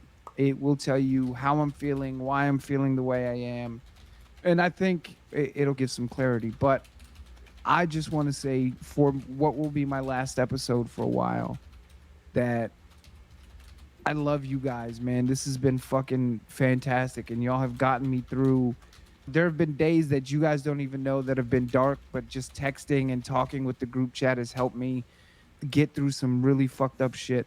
And again, not a goodbye. This is a see you later. I will absolutely be back. And trust me, when I come back and when we all get back to full strength, the train is going to be unstoppable when we get to that point. Trust me. So, like I said, you guys, I have loved building this relationship and getting to know you guys. And to the listeners, the comments, the support, the watching, the views, all of it, I appreciate it. The DMs that I've gotten, the recognition that I've gotten outside of the show, it means a lot. It just can't be my priority right now. Yeah, man. But don't worry, man. The train does not stop. You are still included in everything. Your thoughts, your wishes, your views, especially when it comes to anything, are always going to be upheld in the show. Every single time it comes up, whether that be Paul continuing it or you just continuing it through talking to us as well. You keep us updated on everything that's going on. And we're always going to be here for you every single day, every minute of every day, whenever you need us. So I couldn't have said it any better myself. Absolutely. And don't get it twisted. Paul will have probably his brother-in-law Myron and Jonathan, both guys who I love to death. The dynamic won't change because Paul talks as much shit to them as he does to me, if not more. Actually, no, not more, because it's different. Depends But who I'm talking to. we still need to get one of these spammers on here. These people, you need to invite one of these crazy people that you get in an argument with on your Facebook page to the show, because Charles and I have said this 100 times and nobody has the balls to come on the show You know and what? talk to us. I don't get it make at you. all. I'm gonna make you this promise. The Okay, next time I you'll get post one. something, and somebody says something just off the fucking walls, I'm gonna screenshot it. I'm gonna share it in the chat. And if you guys think that this is crazy enough to put them on the show, the next thing I'm gonna do is I'm gonna DM on the side and be like, "Hey, you crazy motherfucker! You want to say that shit on the show? Here's the Come on. link." Come on with it. Yeah, absolutely. I'm more than happy to bring some fucking stranger on the show if they got the balls to say it to my face. Y'all virtually. y'all will enjoy Myron and Jonathan too. Yeah, Those I'm guys are gonna- fucking dope. Yeah, they're both my brother-in-laws. They're very good sports fanatics, and they like Jonathan, especially. He likes that. He's like Charles. He got the most random shit that he comes up with. It's like fucking ridiculous. And fine. Myron is more like me, where he will hold receipts and talk shit to Yeah. your face Oh, yeah. and say whatever. He's a diehard. This is part of Paul's He's a family Saints that he was fan. talking about. Diehard Saints fan. So, yeah, look, the heat check will be there, and I will be back. It just Oh, I have no doubt in my mind Yeah. you're gonna be back. Listen, I'm gonna tell you this, like I told you before, like we've talked offline. This is my baby just as much as it is yours. And again, Jesus alone is the only person that can separate this, what we've created. And even before Pat and Charles came into our lives, what we had going on was, again, you talk about this show saved your life. Like this show, doing this with you has gotten me out of so many depression moments. I can't even count them on my hand. And the day that I ran into Pat on Facebook was, it just opened up a whole new level of just fuckery that we get to get into now as a group of brothers. I'm like, we all, The reason me and Paul came together, we were supposed to have an argument. yeah, it We were didn't supposed work. to come on the show and argue. Remember? It didn't work. Yeah. We were supposed to have an argument Yeah, about something. because we were can't going back remember and what it forth was now. on something, and Yeah. this has been an experience that I never thought that it was gonna get to, or at least as quickly as it's gotten. And it's like the genuinely organic relationship that us four have been able to create over the last, I don't know, almost a year now. It's been remarkable. Mike, there's no way in hell there's anybody on this planet that can replace your seat on this panel for anything. So whether you're here with us every week, sporadically, I'm like, this is me speaking to you as Paul, yeah. as the guy that you met in 2008. You are my brother. You're my best friend. There's nobody on this planet that I want to do this shit with. Again, by the time you get back, whenever that day is, I promise you, I'm going to drive down to San Antonio and I'm like, where's your fucking boss? He fucking quits. And I'm taking you in the car and we're going the fuck home. And trust me, that is definitely the goal. Yeah, man. It's not a dream It's a reality. It's the goal. because That's the because thing. dreams, because goals without plans are just simply dreams. Yes. What we have is a planned mission in which we are executing flawlessly. Yeah, We haven't It's missed sometimes. a beat since we started this shit. Yeah, and sometimes people don't realize all the planning in the world is fantastic. Sometimes, Life happens. Life be sometimes like, yes, sometimes life be life, and sometimes the math don't be mathing. And I've Right. never met a solidified plan in my life. I've only but that doesn't Every- mean the outcome is still going My- to change. The outcome is still the same. yes, I've- my favorite saying I've- of all time is everybody's got a plan until they get punched in the mouth. And I got punched in the mouth, and this is me responding to it instead of letting it kill me and letting it overwhelm me. I got to shift focus for a little while. That's fire. That's Yeah. instant fire. You have to lift and shift sometimes. Right now, I'm shifting fire. Focus is over here, but that it could be 2 months, it could be a year, it could be a year and a half, but it'll be here. And again, I'm not gonna be completely gone. I will be popping in and out, and these guys will have all the communication with me that we had before. So, like I said, I love you guys. I appreciate the journey and the relationship that we've built, and it will continue on, and it will continue to be better. Yeah. Because that's just who we are. Yeah. Indubitably, an eclectic group of individuals coming together for a comedic As the informative song purpose. says, the fantastic fucking podcast duo, but it says four guys on a sports podcast. Exactly. I love AI. I love it. It creates great songs sometimes, but like Mike said, sometimes what the fuck are you talking about? The continuity is trash. It is not fluid whatsoever. This shit don't make sense. Yeah. Piari loves them bears. Yeah. That twang, it goes from twang to a rock song to That like sounds weird weird. hip hop freaking lyrics. Yeah. Yes, it's whatever. I'm gonna be It's listening funny, to though. country later. For everybody out there, for all of you who continue to listen, click, like, support, comment, even if your comment is wildly off the wall, trust me, we see it. We all get really good laughs over it. Sometimes we question society, but for the most part, we have some good chuckles. But we only have these chuckles. We only have these moments because you continue to stay with us. You continue to be here on this planet that is Earth, as May continues to be and will always be Mental Health Awareness Month. So if you're having troubles, issues, or you just want to chit chat, reach out. Worst case scenario, you reach out to somebody else, I guess. I don't know. But Yeah. the point is, it's not that bad. We love you. We care about you. We all do appreciate you. And the world is a much better place with you in it.